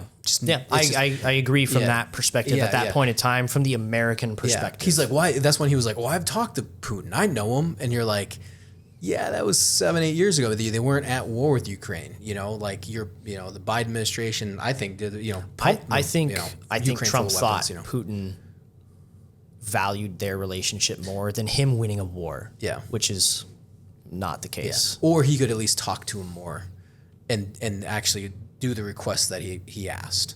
And I think he's seeing that he's not. You know, he'll talk, oh, of course, Trump, blah, blah, blah, blah, walks away, and then he continues to bomb the crap out of Kyiv. And then Trump's like, what are you doing? Yeah, that you day could tell, they like, met in Alaska, he bombed the crap out Exactly. of Ukraine. And it's Yeah. like, how committed to peace are you? And then, but you see the wheels start turning on Trump, where he's just He's like, I don't think I think this guy might be stringing me along here a little bit. yeah, exactly. And then you kind of see that start to like, oh yeah, we're loosening up NATO or restrictions. We're pumping more weapons into NATO than they're putting them into to Ukraine. You know, Zelensky's showing up in a suit, and they're all having It's like a half suit. Yeah, It's like a half Zelensky's suit. version of a suit. Yeah, exactly. And then they're all joking, and they're actually having a good. You know, you can tell that they're. It was a much better meeting this time. Much better around. meeting. Yeah, I love like the Ukrainian aid. That's just like she's just like, oh my God. yeah. And Rubio's sitting there like. You know, like you could tell they were trying to broker that. That was what they were there for, is to broker that mining deal. Yeah. That was it. That was it. And then that didn't happen. Yeah, it just completely went off the rails. Yeah. You know, and then that one dude was talking something about the suit, and you could see Yeah, Rubio. this time Zelensky made- just be like, "I want to murder that." That news this time reporter, yeah. wasn't Zelensky like this time? Wasn't he like? Weren't you wearing the same suit you were wearing last time? Oh, I can't. To that one guy? To Trump or to The guy who's like, why aren't you wearing a suit? And Yeah, he Zelensky goes- say, I'm wearing a suit this time, but you're wearing the same one. You're wearing you the wore last same time." one, basically like it being Yeah. like, oh, you're still saying the same one. Yeah. Yeah, he did. And they were kind of like, haha, you know, and, dude, that guy, I was sitting there, I'm like, I want to murder that guy. Yeah. Like, cause you're doing it to dress him down purposely. And, This guy's and Vance a loved it. wartime leader. Yeah. And then Marco Rubio's sitting there just like, I'm going to fucking murder him. Like you could tell he's like, I'm going to murder that guy. Apparently he was like dating Marjorie Taylor Yeah. Greene. And it was just like, I don't like her very I much. don't like her very much either, to be honest with you. No, I think she's like the AOC of the Republican Party. I don't know how She's she gets. just she's too much. Too much, yeah. Well, it also goes like I'm conservative. It's not shocking. I'm more conservative, but Me too. I like listening to the bench bureau, and everyone's like, oh my God, the Jew, you know, or whatever. But I like him because I don't agree with everything he says, but he's very analytical. He's on the spectrum. So he's very like analytical about things. And it's like, yeah, you're right. Like too many people are on X. X is not real life. X is not, now it does represent certain things in the culture. Yeah. But like if you're a politician hanging out on X, that is not what your constituents and your voters think. That's not the way the culture is going. I think Marjorie Taylor Greene has done that. The opposite. Made that that mistake for the Republican side, thinking that X is the reality. Yeah, or of the like party. Tucker Carlson is the actual. He put Tucker Carlson in his place, and I'm not a big fan of Tucker Carlson. I think he's kind of a bit like, Like it was kind of cool he went out on his own, but he's also kind of like gone off the rails a bit. Like there's not really any type of like I said, the whole. It's like do the opposite of what everybody wants, and I'm suddenly a great journalist. It's like, oh well, I think the Russians should be in Ukraine. Look at Russia. Look how good Russia is. Look at the and you're like, what are you doing? Like like what is, what I'm saying is like, and now it's just such a weird reversal, and it's like, are you just doing this for attention? Like you feel like you're more attention seeking, and then it's like, yeah, there is an isolationist part of the Republican Party, but Trump is not that. He's not an isolationist, or not a super isolationist. You talk about like he didn't pull out from the Afghan war because he knew it would be a disaster, and he ran on that. Remember that he was like, "Oh, we got to end these," and then he's like, "We're not pulling out of there. Why would we lose the ground that we have to, even if it's a minimal or if it's a whatever, And now it's like, dude, like he, You know what drives me nuts about that actually? Is like the travel influencers going to Afghanistan now and being like, look how great it is here. Oh, it's nuts, yeah. And then it's like, point out one woman in that crowd. Yeah. Just one. Yeah. Point out one that is above the age of 5. And it's like, such a wonderful society they've got going. Well, they're trying to. No one's going to go for their tourism. I remember you to contact me. You're like, hey, do you want to go? And I'm like, dude, one, kind of, but it's on the aspect though. Is like Taliban doesn't control that country. Because there's so many other pockets of terrorist groups that are there now. Like Taliban doesn't control them. All it takes is like somebody go off the rails. Because I considered going and like getting like a guided North Korean style tour of the country, and there's no like centralization. It's like you can get a pass to be in one part of the country, then it's like, oh, this sect of Taliban doesn't recognize that pass, or it doesn't even know what it is. It's like, oh well, you're going to jail. Yeah, exactly. And that's the thing too, is like, or you're just gonna get hemmed up somewhere. Yeah, go to a border guard that's now part of this village. That's what I'm saying. Like I know that country too well. It's not going to end well. You're not going to be able to like maneuver around, it's just not. And then also it's just like your background, like, okay, well, Taliban government might not, are trying to get you to like come, but believe me, a little village dipshit is going to think snatching up a former veteran of the U.S. military is going to be a real good get. And that's all it takes. Yeah. And now you're surrounded by 10 dipshits with AKs, No, I know. Yeah, that's it's ridiculous. It's a black hole. I mean, it is a black hole. There's no assets there. No. Like none. CIA is not there. No one's there. It's insane. We went from like the most occupied monitoring to nothing. And now it's been festering for going on 4 years now. I mean, I guess we'll see where it is 20 years from now. Yeah, exactly. That'll be interesting to see. Yeah, really. Looking back 20 years from now and seeing like what happened. How it hasn't changed. Yeah. Well, I think of like the 90s too, with after the Soviet Afghan war, and then it's like the Taliban, like Northern Alliance. Although like everyone that was fighting boogied out, so Northern Alliance is, I don't know, National Resistance Front. I don't know how prominent it is. Yeah. I don't know if you contacted any guys for the NRF. I've been so into Ukraine. Yeah. Like before the war started, like the large scale invasion, I was doing stuff everywhere. Like stuff with like the Indian police, like a lot of GWOT stuff, a lot of like wars that had already happened, and some ongoing ones. Like I just had like dipped my toes into like Burma, Myanmar. But now since Ukraine's kicked off, it's like that's like 90% of my attention. That and Warhammer. Yeah, I'm big into tabletop wargaming now. Well, it's a target-rich environment. I mean, to get incredible stories. Yeah, I mean, it's really hard. It's so easy to find them too. It's like because these soldiers all follow each other on Instagram, and so it's like, okay, you follow one guy, have a nice conversation with him, go through he's following. Okay, this, and this guy are all in uniform and their profile pictures. Follow them, talk to them, and it's like spreads like a wildfire after that. It's so easy to just get contacts and information. Like I bet you I could get into probably any part of the front line just by like talking to people on Instagram. Yeah. Well, when they I have that so far. I mean, you can literally message brigades on Instagram and like hey, I'm going to be out here these dates. Can I embed with you? And they're like, yeah, sure. And then they give you this form to fill out to mail to like the Ministry of Defense. And it's like a permission slip, basically being like, hey, if you die, it's not our fault. Well, once they get into the next city, let me know. It'll probably be Pokrovsk. Yeah. Kupiansk as well. Konstantinivka. Kupiansk sounds familiar. It's up in the northeast. I had a few friends get killed there last summer. Yeah. So that's one place I'd like to go. Izium still seems like it's holding out.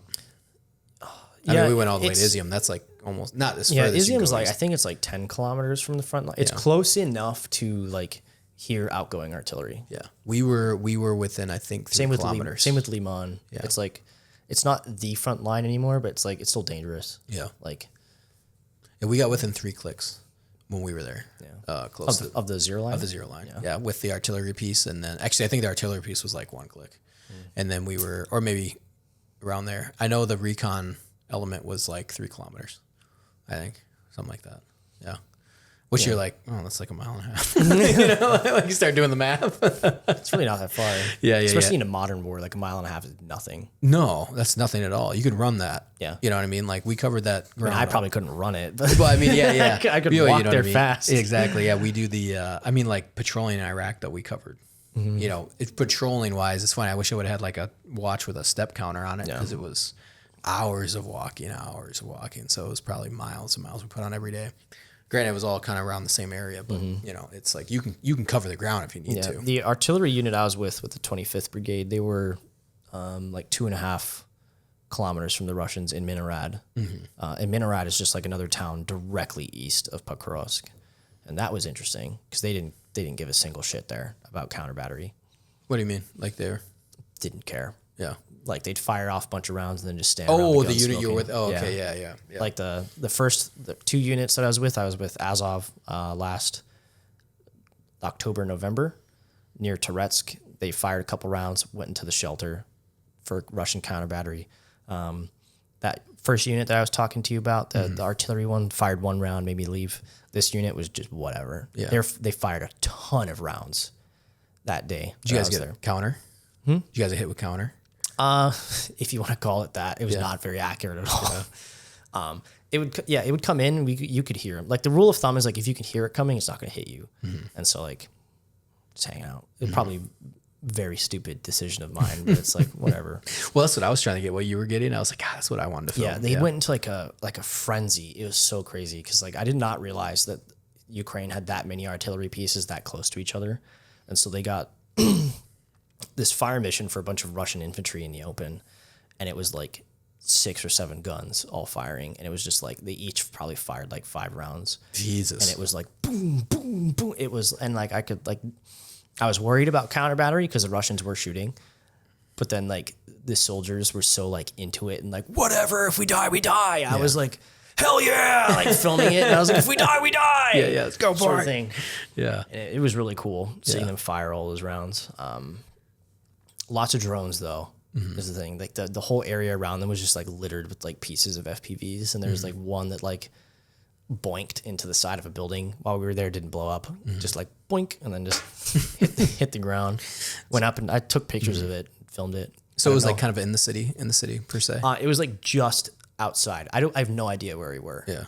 I do remember seeing like one of those big piles of dirt from the mining like right next to us. So I'm sure I could like find it, geolocate where it is. I'm pretty sure it's under Russian occupation now. Yeah. Judging on where that pile of dirt was and like the direction I was from it, and looking at the map now, I'm like 85-90% sure like that's Russian territory now. Yeah. That was very interesting. Yeah. Being out there with them. Yeah. Because I remember seeing YouTube videos. One, because I was researching, they were doing artillery, and then for counter battery, they were like, it was pretty accurate for, you know, and they would go into the trench. Or like, but it was covered though, kind of like when we were, when we went into with the SA-90, like you'd go down, but it was deeper, but there was also, you could see, and the guys like sitting there, and the artillery pieces are actually landing around them, and you see like shake the ground. He's like having a cigarette, you know, and you see the opening, he's like, it's like shaking, and dust is coming down, and then they get back out, they start ripping again, and you're just like, obviously clearly they're like, well, yeah, we're going to get hit, but we're got enough dug in that we can keep, you know, once they're done, we'll hit them again. You know? Yeah, and that's what kept my sanity there, was like in those dugouts and stuff, it would take like a direct hit to kill you. Yeah. And it's like, what are the odds of that? Yeah. Pretty low. What are the odds? Well, so it's like, what are the odds? yeah, what are the odds? Don't tell me the odds because I don't want to know. But. Yeah. Well, beyond Ukraine, I know you kind of keep some of the stuff. What is the likelihood of something else kicking off? Like, have you heard anything? Any not rumblings, I would say, but what is the like Taiwan, not Thailand, Taiwan? Because I just know somebody that I just went over there and they consult, and they used to be part of JSOC. That could be interesting because I could definitely see the Chinese just not seeing it's worth it. Mm-hmm. Especially after like Russia, a combat experienced country, how poorly they're doing against Ukraine. Like China would definitely take Taiwan, but I think their international reputation would suffer a lot from that. So I'm more leaning towards they're not actually going to physically invade it because like doing an amphibious landing on Taiwan would be very difficult, especially with like the drones and stuff that we've got now, like the sea drones. Like you saw like half the Russian Black Sea fleet is at the bottom of the and that's coming from a country with no navy. Like the Ukrainian navy, non-existent. Like half the Russian Baltic fleet or the Black Sea fleet is just not there. It's at the bottom. So I could see China more or less just subverting Taiwanese elections over the next 50, 100 years until like Taiwan votes itself to become part of China. That is what I see being the most likely part. However, if it does look like they are actually going to invade it, I'll try to be on one of the last planes in and then just roll the dice on being a prisoner of war after that. Because it's like once you're on the island, you're not getting off. Yeah, exactly. Like, no one's going to come and get you. Well, the thing after that, it's going to have to rely on the government to negotiate my release. Well, the thing too is I think so I should scrub my Facebook of all my anti-Chinese government statements. Memes. Yeah. Well, I think the aspect though of like I agree with you more on the aspect they won't invade because if they do, they take a gamble if we get involved. Yeah. And we are very much obligated to be involved. It doesn't say we will, but we do have a lot of interest in Taiwan. A lot of administrations have said we will go to war to defend Taiwan. Yeah, exactly. And I also think that, I mean, Trump's trying to get them, the microchip manufacturing away from Taiwan to like, and then which is not good for Taiwan. Not good for Taiwan, good for the U.S. And I agreed to that aspect because after COVID, just beyond geopolitics, I was like, we need our own stuff. Like, we need it. Yeah. Like, but not look good for Taiwan, but that's not, it's not overnight, but I agree with you. I don't think, and also too, apparently their lands, I want to go and I'm an idiot and I wish I would have kept this, I had a card from the guy that runs their VA and he was like, anytime you want to come to Taiwan, come. And I thought I had it in my, I don't know if it slipped out of my pocket or what, but he was like, I sat next to him in the American Veterans Center. He's like, so if you come to Taiwan, like give me a call and I'll show you around.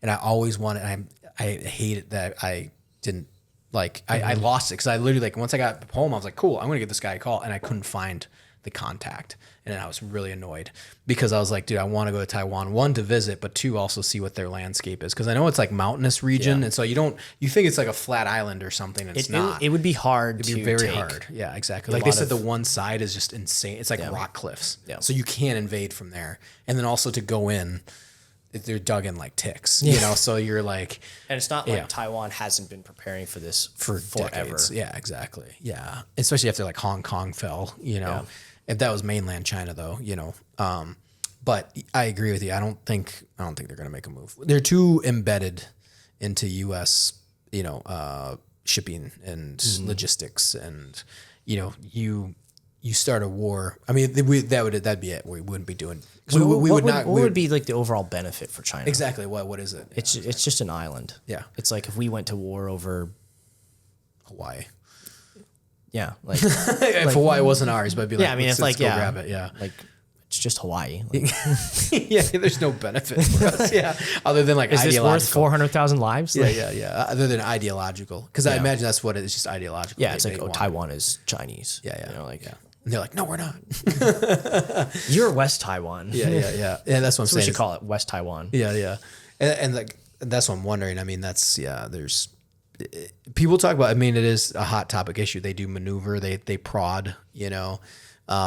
Especially in the Trump administration, that's not going to happen. Like it's just not. He's too aggressive. Like they know it too. Like it wouldn't be a good idea. No, like he's basically putting hits out on the president of Venezuela right now. Like, Yeah, what was up with he that? floated the idea of like taking Greenland too. Like, he's I love definitely that. a very aggressive administration. Dude, I don't think that. it would be. I'd love to take Greenland, dude. I'm pro America all the way, bro. Let's bring them in. Dude, I'd love it. I love it too. All the 51st state. like they're trying to say like some Greenlanders would love it. I'm like, no, they don't. Like No. none of them would. They've done love polls that. there, and they'd all like, we would hate this. Yeah, Like, we would hate this. If I joined the United States, I would literally want to die. Yeah. And I'm like, all right then, let's find out. Are you gonna die for Greenland? Someone is. Someone is. Yeah. No, that'd be awesome. I wish we would have bought it. That would have been dope. Go to Greenland. It's definitely in our national interests. 100%. control No, yeah. Greenland. I bet there's a ton. But of there's back also dealings what's the going on. difference between just like leasing a base and exactly. like I don't. Yeah, because if something kicks off, we're taking it. It's Yeah, I mean, it's not like Greenlanders Greenland's gonna be like, whoa, whoa, whoa. whoa, whoa, that was still part of the deal. It'd be like we land a bunch of people and be like, well, yeah, we stimulate your economy, and you know, or not at all. Like say we own you, you know, like At the moment, I look at it as like a free piece on like the game of Risk map. It's just like when it counts, like it'll be your piece. That's what's crazy. This is the warfare tactics episode. Last time I went through your history and everything. I feel like it's crazy knowing that Russia is a paper tiger now. Dude, that's crazy. That's been probably one of that was the biggest revelation in the first few months of the Ukraine war. It was like, oh, so take Russia off the table. Has to be embarrassing for Putin though. I mean, he knows. He's like I said, he's not an idiot. Well, the thing is like, it's embarrassing for him internationally, but to the Russians, they're the best army in the world. Exactly, but he knows that. He knows it's an embarrassment internationally. He knows he's not an idiot. Internally, he's fine. Whatever. Who gives a shit? But internationally, are you kidding me? Like, they'd be like, kind of a bitch. You know what I mean? Like, he's like the kid that used to like beat up kids, and then he walks in the room, and then he got slapped by the other kid, and he started crying. Yeah. Like, you're kind of like, now he's that kid walks in, that was a kid that got slapped and he started crying. You know, like, I mean, they're still duking it out, clearly, but Ukraine's holding its ground. Yeah, like Ukraine was like what, the 18th military ranking in 2022, fighting number 2. Yeah. It's like, you can't conquer a country that you have a population like 10 times bigger than, that you share a huge border with. Massive border. And you have guys at the front without food and water that are 20 kilometers away from your own borders. It's like exactly winning. Yeah, exactly. That's what I'm saying is like, that was pretty wild finding that out. China's so embedded into our supply system. Like they're doing the subversion tactics, which is fine. China's been doing that for years. Like it's communism. It's like, it's communism light, like whatever. But it's like they play the game when they play the game. And also they cooperate when you need to cooperate. They're not stupid either. I don't think the Chinese want to go to war with the United States. And they do the big military thing. It's like, honestly, I think they would be the biggest threat. Like, I do too. But it's like, because it's not even about good tactics. It's just, do you think the Russians are bad? Dude, the Chinese are probably like 10 times worse just throwing bodies at the problem. They would. And then they're also committed. I think they're maybe a little bit better supplied, propaganda-wise. I think they're probably way worse than the both Russians countries are horrible at even just transporting brigade-sized elements across their own country. Yeah. Like, no one else can force project like the United States. Like, we regularly have thousands of troops just floating around in the ocean. Like, we sent how many ships towards Venezuela? Like that. Russia can't do that. Like, China's never attempted it. They can send singular ships out or fleets out, but it's not. They can't power project like we can. No. We built Burger Kings in Afghanistan. Yeah. And they were good. Like, I had Dairy Queen in Kabul. No, I agree with you. And I think that's that's why I'm like, fuck, America's awesome, man. I love America. we have a strong army. It's a very strong strong. military. Like, even at our it's weak, uncontested. Yeah. Like, even at our weakest, it's like, dude, we're very strong. Well, that's also too, I think there's better ways to improve it, but like you said, logistics, man. Like logistics is huge. Admin and logistics is, and we've only gotten more massive. practice with that with the war in exactly. Ukraine, just shipping tons of stuff over to them. Yeah, and even guys like the way we fought too, like, hey, like it's funny you guys talked about going into, if I would have been there, you wouldn't have ran out of food. Yeah. Because even Chris can contest. Like I bought a shitload of for that reason. Exactly what you guys got into. I had like he'd be like, "Oh, you got your food and snack." I was like, "Yeah." This is a war zone still, you know? Like, so I always had fat kid snacks or fig bar, something. Yeah. High calorie bars.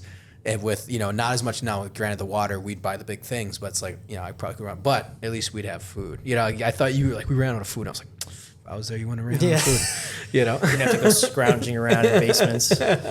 But at the same, but our training though is like that. Like, you know, like I said, they were like, I guess that's what Ukrainian shortfall is. And as other countries is that logistics and planning. Like why'd you guys eat all the food before you left? Just leave it for the next team. Yeah. You know what I mean? Like, yeah, how many times I've been to a fob, like in and you just go, hey, food's over that way, and it's been left by 3 units.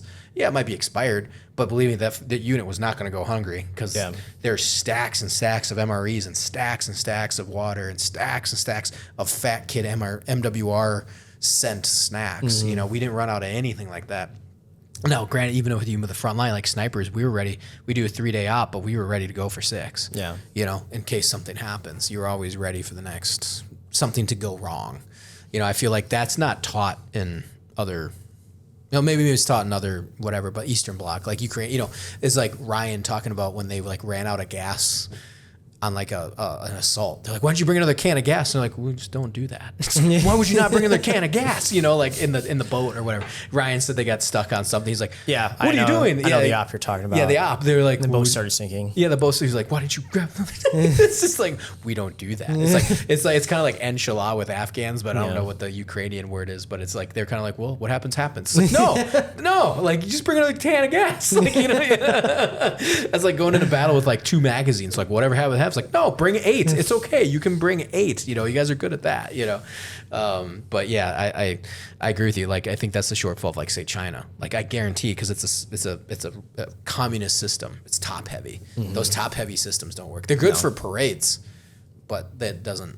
You know, NCO Corps is always dominant. Like you know, it's always successful. Like you saw how like our military parade we had recently. I thought that was pathetic. It was, but that's by design. Yeah. Like, well, they're making Green Berets march. And everyone's like, the Green Berets should do better. You know, and then it's like, then there was 2. That's not what our military is designed for. It's moved for fighting and getting large amounts of stuff moved from here to there. Exactly. Yeah. Yeah. It wasn't like amazing. It was never going to be amazing. You know what I mean? Like, unless you're like literally taking F-16s down the road, like it's not like that. Yeah. It's more impressive the Gulf War victory parade, which I think was what everyone was expecting. Exactly. Yeah. Yeah. Yeah. I saw that on YouTube the other day and it was, oh my gosh, so awesome. So I was so patriotic after that. So yeah, let's reinvade Iraq a 3rd time. Let's go back for a 3rd or 4th, actually. I mean, episode 4, I think we'd be on now. Yeah. Yeah. Yeah. But no, I agree. I think that's when it comes to the China stuff, like, you know, again, but we were like, well, what's the next big war? And suddenly Russia invades, you know, whatever. So it'd be interesting to see what, 1, the next big war, but 2, what is the next counterinsurgency war? You know, like maybe Israel, Iran, like that actually being a kinetic ground war. Yeah, but I don't know, man. I mean, Israel's messing them up pretty good though. Yeah, you know what I mean? Yeah, like I think they literally just took out their nuclear facility. But I think that would be the next most likely one, though. Yeah, but because it's been escalating. The last couple of years. Dude, there we go. Let's do that. Israel, Iran. Can we get into that? I'm not embedding with the Iranians. No, I'm not. No, I was saying no. I'm in bed with the Israelis. Then I think that once you open it up to even that, then, like I went to Israel. I'll probably not embed there again, just because unless you're like in the IDF, it's like no, they weren't going to let anybody do that. They're not letting people. Yeah. We had a few ins that were like, hey, do that. You know, so if we would have gone after Ukraine, I think we would have gotten to some good stuff. Yeah, but it's too. You would be the first. Yeah, there's been no other than a couple Fox News embeds. Mm-hmm. I haven't seen anybody been able to properly embed with the IDF, which is what I would want to do. Yeah. Because last time it was just sightseeing. I was just near the IDF filming explosions. Yeah. And it's like, well, dude, I was bummed. That's as good as it gets. If we would have gone, we would have saw that whole Iranian barrage. That would have been dope to get on. I mean, it was dope seeing it on iPhone footage. Yeah. And it was funny. I talked to a guy that was there, like no one got hurt except another Palestinian refugee died from the rocket that fell on him. And it was, and they're like, that was what are the odds of that? I know, right? Yeah, and you're like, all right, man, it sucks for you. That's like worse than getting struck by lightning. Yeah, it's like getting struck by 5 bolts of lightning. Yeah, yeah. And he was there, and he's like, "Yeah, it was pretty awesome, bro." He was like in the IDF, and he's like, "Yeah, it was pretty awesome," because it was just a light show for everybody. They're like, "It was a dangerous light show," but everyone's like, "This is awesome," you know. No, yeah, we had access. I didn't want to say through who, but we had. I could tell you offline who we had. I'm sure you probably know, but they were like legitimate. Like, yes, we will get you in here. Yes, we can get you. Because that's what I would love to do. Near a unit. But it was also like our credentials a little bit, but I also knew it was going to be a little bit shaky though, because we are, Vet TV is, an official thing. So it's like if someone from IDF sees that, like, what unit was, they're going to identify them real quick. Yeah. Who did you go to do this with? You're banned from Israel now. You know what I mean? Like, that's something I don't want to do, But if a ground war starts in Iran and Israel, that I think would be a lot easier to get into an IDF embed, or because you don't have to, because now if they're running around Iran, then you're just like, hey man, I just happen to be here. I'd love to film you guys. You know what I mean? Like, it's a different type of, or you get shot by the Iranians, or the IDF, or the IDF. Oh, you're definitely CIA, Mr. White Man with a beard. Yeah. No, seriously, check out my Instagram. Yeah. I'm seriously not. Yeah, bang. Yeah, exactly. But like even with but if getting close to the IDF though, you could then I think it loosens up a bit more, because you're not in Israel, you're not in Gaza, you are on Iranian soil. Like, that might be a little easier. I guess we'll see. Yeah, I don't see it escalating to that. No, because it's like, why? They own the air. They just bomb everything without even putting people on the. I mean, even like I don't mind if we're gonna fight wars, let's fight some wars. But or even when Syria, I think it was Syria is trying to kill the Christian population there, and then the Israelis like, no way, and then they're and everyone's like, why are they bombing Syria? And I'm like, you know what? Let's just make it a holy war. Can we just do it? Can we just admit to what we're doing? Those B-2s that bombed Iran, I saw them. Yeah. Without realizing it. Taking off, or really? Yeah, I just saw a couple B-2s fly over my house. And then saw on the news, the next day, B-2s had blown up, those Iranian nuclear power plants or whatever they were, uranium enrichments. And I was like, saw where they took off from, and it was where I live. Yeah. I was like, oh my gosh, I saw those. Yeah. That's pretty wild. Yeah. It was then they say it was, there's one guy that gave it away. But no one obviously paid attention. It was some random ass Twitter account. But then everyone dug it up later, and he was one dude that was something's weird. Well, it's the Bin Laden raid guy on Twitter. Oh yeah, he said there's helicopters flying over my house, and those were the ones that killed Bin Laden. Yeah. But it wasn't until later they put it together. Yeah, they're oh my gosh. Yeah. Well, there was another one that was like that too. It was one dude spotted something. It was it wasn't a war, but it was Robert Downey Jr. or something for the Marvels, or it was an actor that wasn't. No one knew it was going to be in it. Oh, it was Andrew Garfield in the Spider-Man. Oh yeah. It was some guy dropped off DoorDash. He's like, hey, it's that one dude from what, and it blew up on X or whatever. But no, I know. I don't know. I would say that would they can. Yeah, Israelis are bombing the crap out of them. So I don't see that. Yeah. I don't see that one. I'll probably just keep going back to Ukraine for the duration of it. And even then, after it's done, it would still be very worth going. Oh, yeah. Just to... Well, you see the recovery, the rebuild. recovery, and finally getting to freely walk through these cities that have just been bombed to shreds. And even seeing the DMZ, going to there. Because I would assume even when the fighting's done, it's not going to be done. No. It'll be like it was 2014 or 2015 to 2021, where it's a low level trench war with FPVs flying around, sporadic artillery, stuff like that. This war is it's gonna be going on for another decade. I think so too. I think that's what when the Ukrainians are thinking about it, unless they can get enough munitions over the next year or so for them to do a push to. But even like you said though, I agree. If they manage to push the Russians back to 2022 lines, which basically take back the country that I don't think they'll. I don't think they will. They don't have the manpower or the morale anymore. If they were going to do it, it would have been in the summer offensive of 23. But even then, the Russians were too dug in. Because where it's going now, it's too hard to move forward. Yeah. Because you've got drone coverage for 60 kilometers either direction now. It's it's just impossible. Yeah, that's what I'm saying is either new technology or something gets unleashed that you could take it back. They can take it back. they can take it back. But it's what do they have access in the arsenal to take it back? I mean, they could. I mean, you could. I mean, if we just gave them all the Bradleys we've got set to go dermo and all that stuff, like, sure. Or even like say even the cruise missile type stuff, or Yeah. even like, dude, just I mean, lay hate across the whole, you know, and Several logistics for like 4 brigades that they're going to be assaulting for like a week. hit the Kremlin nonstop. Yeah. I mean, legitimately, like hit Moscow, like hit them and hit them hard, like 60, because it's going to land, it's going to hit everywhere, you know, and they're not going to care like what international Yeah, at this outrage. point, I don't care. Yeah, yeah. Like I've seen Kyiv get hit thousands of Dude, times they've been getting now. hit hard the last like few Very months. hard. There were Very a lot hard. of people that got killed recently. Yeah. And it's like, these are all civilians. Yeah. I don't think a soldier has been killed in Kyiv in like the last year. Yeah, yeah. It's Even all when like, we were it's there, all they, like women and kids. like they got intercepted, but it wasn't like to the amount of extent that like I've seen in the last few months, where it's like, dude, they are slamming Kyiv with. I've never seen a missile, like a Russian missile in Ukraine. Yeah. Actually, I've never been around one when they're flying.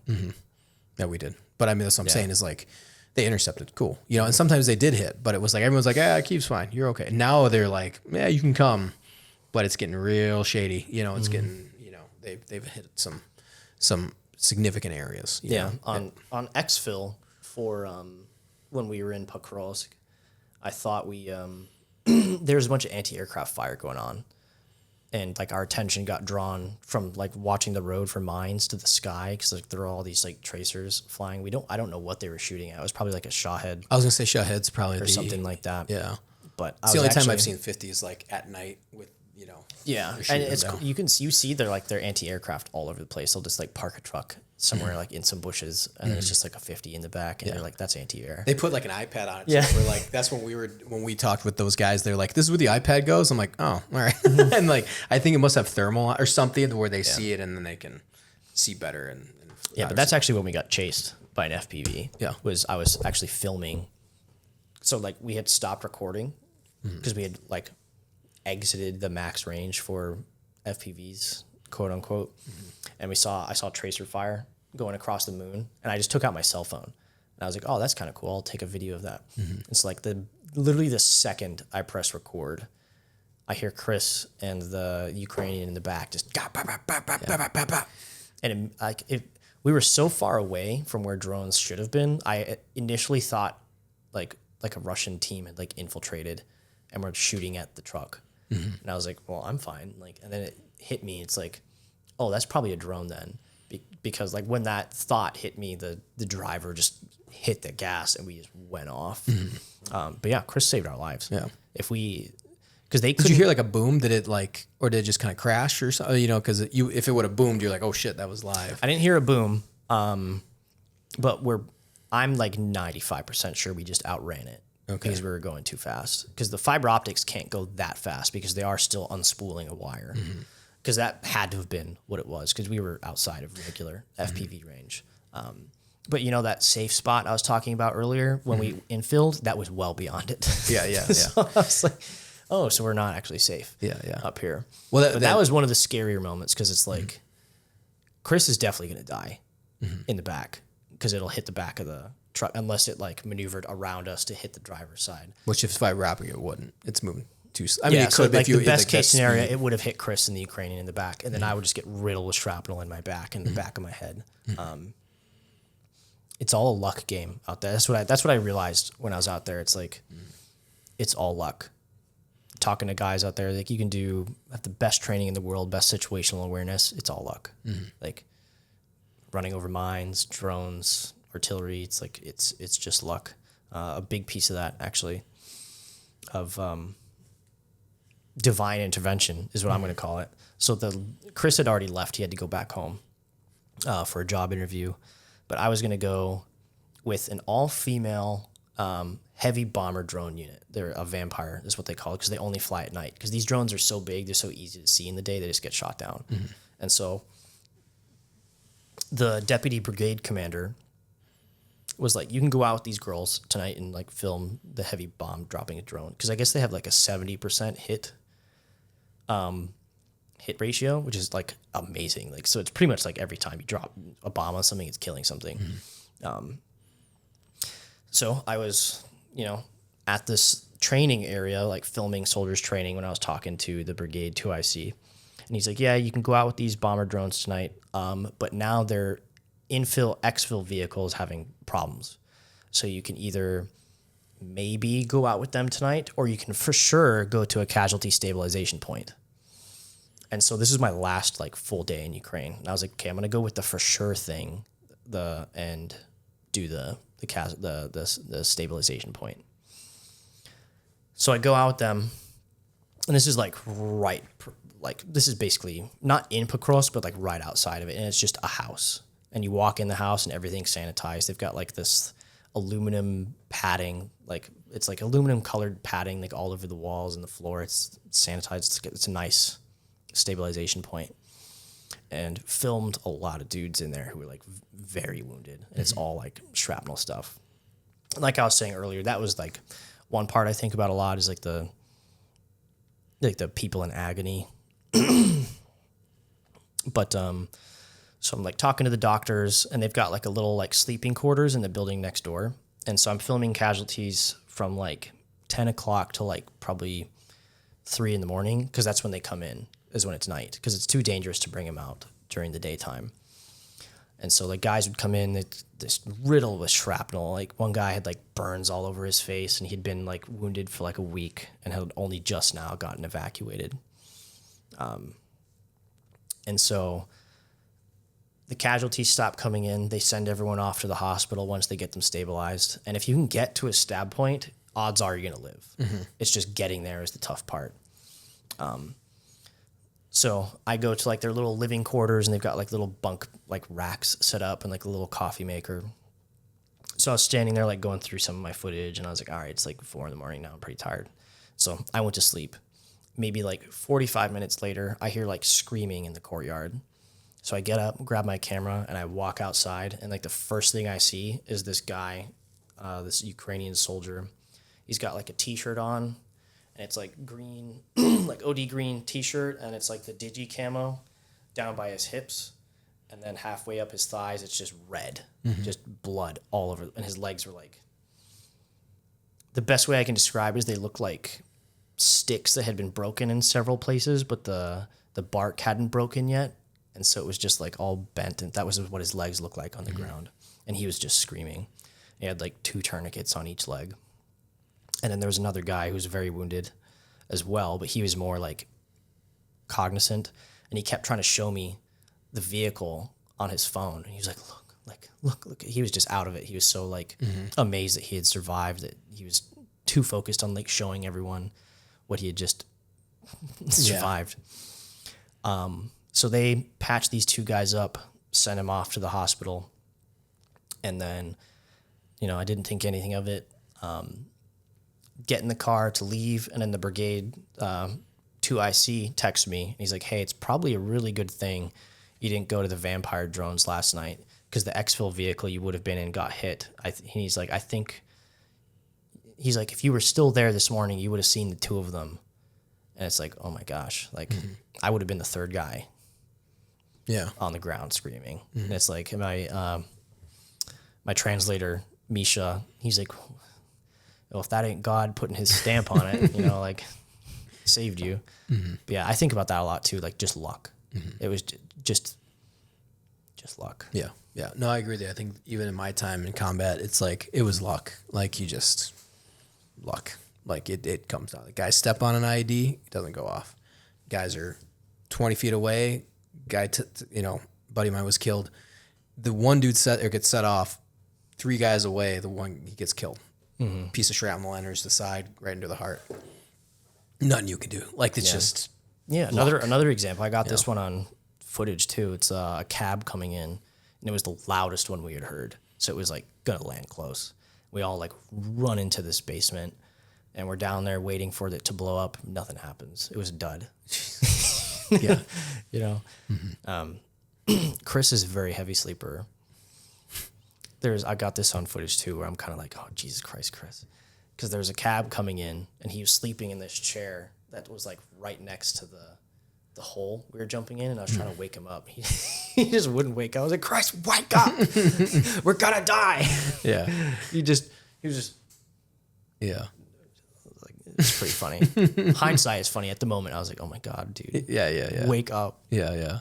Well, you feel guilty if you jump down. Yeah, and then, I was like, the I don't. building collapses in on him. Yeah. He's like, I tried to wake you up. What do I tell his wife? I tried to wake him up. He just didn't wake up, so I He jumped just in the didn't wake hole. up, so I saved my own life. Yeah. No, I don't. Yeah, it's wild. I think that's. I mean, like I said, it's a lot of it's luck. It's just luck. Like, I agree with you. It's skill. I think aggressiveness always like feels like if you're really aggressive, it helps in your favor. For some weird reason, but it's also just luck, man. Like it's just luck. Like, I think your mentality when guys get into it too, it's like, if you're timid about something, I think your chance of getting killed are a lot higher. But if you are all in, machine gunning your way into homes, and like, it's the psychological mentality, like the psychological edge. I think most Americans, or at least Western trained units, like getting that edge can save your life. And I think it's just being more aggressive increases your odds, but it's still like, it's luck, man. Yeah, you can see that, especially with like the trench clearing and stuff like that. It's like usually the more aggressive guys are the ones to win. Yeah, it's the guys who run into the dugouts, get killed by grenades. Exactly. Yeah. Or just like they just keep gunning, and you see like it's like going around corners and just keep going, because that also puts people's heads down. I think we were trained to do that as snipers, like act bigger than what you are, because we're a small element. So our first initial volley is always either full auto or you don't stop until the mag's empty. So it is, you just turn and fire in that direction that you take fire. And so 6 dudes unleash, and 30 rounds, man, if you just are single, do that feels like a lifetime, and if you're receiving that, it's like, and you get 180 of those, dude, you're going to put your head down thinking that there's some squad or company. There's a good there. example of that. I think this guy was with the 53rd Brigade. His video was viral a couple months ago. It was a Ukrainian soldier without armor on, just wearing like pants, shoes, t-shirt, AK, mags in his pockets. And there's like 6 Russian soldiers who had like infiltrated the lines that were already in their trenches. And he's just blasted mags in their direction and scares them all away. Yeah, and then luck plays a part in it, and he gets killed by a mortar. I think I know which guy you're talking about, or something like that. And they were like, he was a hero, and then just dumb luck. Yeah, dumb luck. He gets hit with the mortar. Yeah, like he did, like Medal of Honor. Yeah, like everyone else was sleeping, and then he just wakes up, sees Russians, and then fights off 6 of them, one against 6, and then killed by mortar. Exactly. And they said it's luck, but it's also that aggressiveness too, because those Russians probably aren't very well trained. Yeah, he was very aggressive. Yeah. Scared 6 fully decked out guys who were aware of the situation before it started happening. Who had the advantage.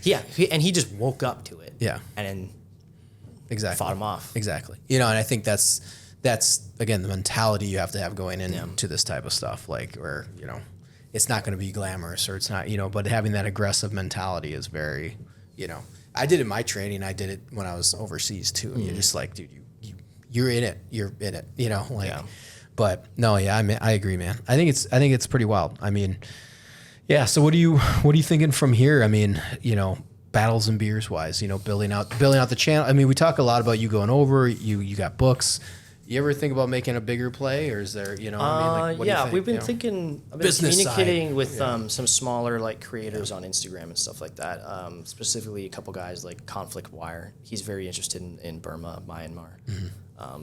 We're thinking of maybe doing like some kind of collective of like war journalists to make it easier for other countries to like issue press passes, because it could be like, I'm under the B&B umbrella. It's like a real news organization sort of thing, and to make that just easier for guys to go out and do this stuff, because like that's what makes like independent war journalism successful, is like the connections that you've got and like the community within it.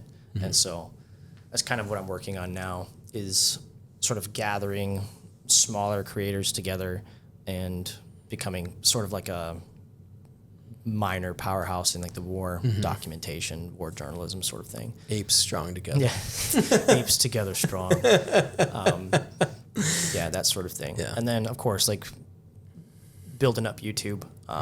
Like I said, we had a problem with the editor recently, and so we haven't done anything on YouTube in a while. But so now I'm doing the editing and getting back into the rhythm of it, and got a couple of videos coming out next month. Books as well. Always, I wanted to do more Ukraine books, but the pace of it and the pace of documentation is just so much. I haven't had time to like sit down and organize it because like putting a book together is so much work. Yeah. It's so much work. It seems easy too. Like you interview, like I just copy paste each interview and make a book, you know. But Yeah. it's obviously a lot more than that. Yeah. But yeah, just keeping the grind going. Even if I don't grow, just as long as I'm like gathering these stories and like keeping them, that's enough for me. So Yeah, I always think of that because I you know, because I think of like bigger picture stuff, you know, because I think I'm like, okay, what are you doing? Because I'm like, I know guys of doing other stuff. I'm at Vet TV, and you know, it's like, all right, what are you going to build from the ground up? Like, what are you selling? Like, how do you sustain this? Like, I've always kind of been that way. Like, yeah, this is great, but you can't keep going. Like, oh, hopefully it grows. You know, so it's always interesting to see, you know, what works because we're in a very advantageous position compared to Sebastian Younger in the '90s. Yeah, you know, they didn't make any money. You honestly couldn't make money now as a, you know, if you grow it correctly. Obviously, everyone's like, well, of course you grow correctly. Well, it's like, well, no, but the options are there. Yeah. You can do photo books. You can do documentaries. You can do Patreon. You can do, you know, a collective. Well, why don't we live under Vice did it. Vice was kind of like that first time. And, you know, me and Chris were always trying to find a little bit of funding to kind of not do a Vice, but do like the Project Leaflet, which would be essentially kind of what you're talking about. We bring people under an umbrella, we get a seed funding, and then kind of grow it as like a Vice channel. Yeah. Because you get the viewers in, you get the Patreon in, you can pay, stuff goes on YouTube, full documentaries. You know, it's like it's a pipeline. You have merchandise, you have, and then it's like you follow Nick from B&B, you have Conflict Wire, you have Northern Provisions, you have, you know, these guys that are not making, you know, Northern Provisions going offline. Yeah. Which sucks. I'd love their stuff. He was great. Yeah, he's great like, channel. He's like, December, we're going off. And I'm like, oh man, like, you know, and I don't know, you probably tell me offline what the details are. I don't know anything, but you know, it's like, dude, they don't make any money. You know, it's like, you know, even Atlas News, that went sideways. You know, they kind of had some seed money, kind of went sideways here, you know, and then now that owner's no longer there, clearly, but he started his own. Yeah. Is it Conflict Wire? Is he? Or no, Conflict Wire's different guy. Oh, okay. Completely new to the game. Yeah, but what was Atlas News? The owner became like War Alerts or something like that, didn't he? I'm not sure. He did something. New things pop up so frequently. Exactly. It's hard to keep track of who's what. Yeah. So, but it's always kind of thinking like, how do you build it out to be sustainable, you know, or whatever. So I always kind of think that way, business minded. Ironically, even though I'm a creative, like it's like, how do we make money? Because otherwise we can't keep doing this, you know, like. Especially like before we did Vet TV stuff, it's like awesome, you know. It's like, yeah, well, we still got to keep doing it, you know. One-offs, or you got to figure that out, you know. Yeah, 100%. Yeah. So I was kind of curious what's your goals? Just grow as much as I can, I guess. Yeah. Been doing the same stuff for like 5 years now. It's been working so far. Yeah, works. I just enjoy it. Yeah. You know, even like I said, I don't get paid for this. Yeah. And even if at the end of the day, if I never got paid, I would still do it. Yeah. Just the satisfaction, the pride I get from it is more than payment enough. No, I agree. And I think honestly, it'll pay off no matter what. I mean, yeah, I hope so. I think it My will. wife would like that. Yeah, exactly. Yeah, now I you're could married. really justify going to war zones. Yeah. Oh, I'm getting paid this time. Exactly. Yeah, my wife was like, "You're not going," and then I was like, "Guess how much they'll pay me?" She's like, "Let's talk about this." Because my son was 2 months old when we went last year, and everyone's like, "He's in Ukraine." Like they thought it was like old stuff. Yeah. And I was like, "She's like, no, he's there," and he's like, "Are you serious right now?" You know, and then she'd be like, "Well, financially, it made sense," you know. So, but anyways, I still got yelled at. It didn't matter. I still got yelled at. But all right, man. Where can people find you and everything else? You can find me on Instagram, Facebook, YouTube, Battles and Beers. Hell yeah. Yeah. Books, Amazon. Yeah, books on Amazon. Warhammer. What's your gamer tag?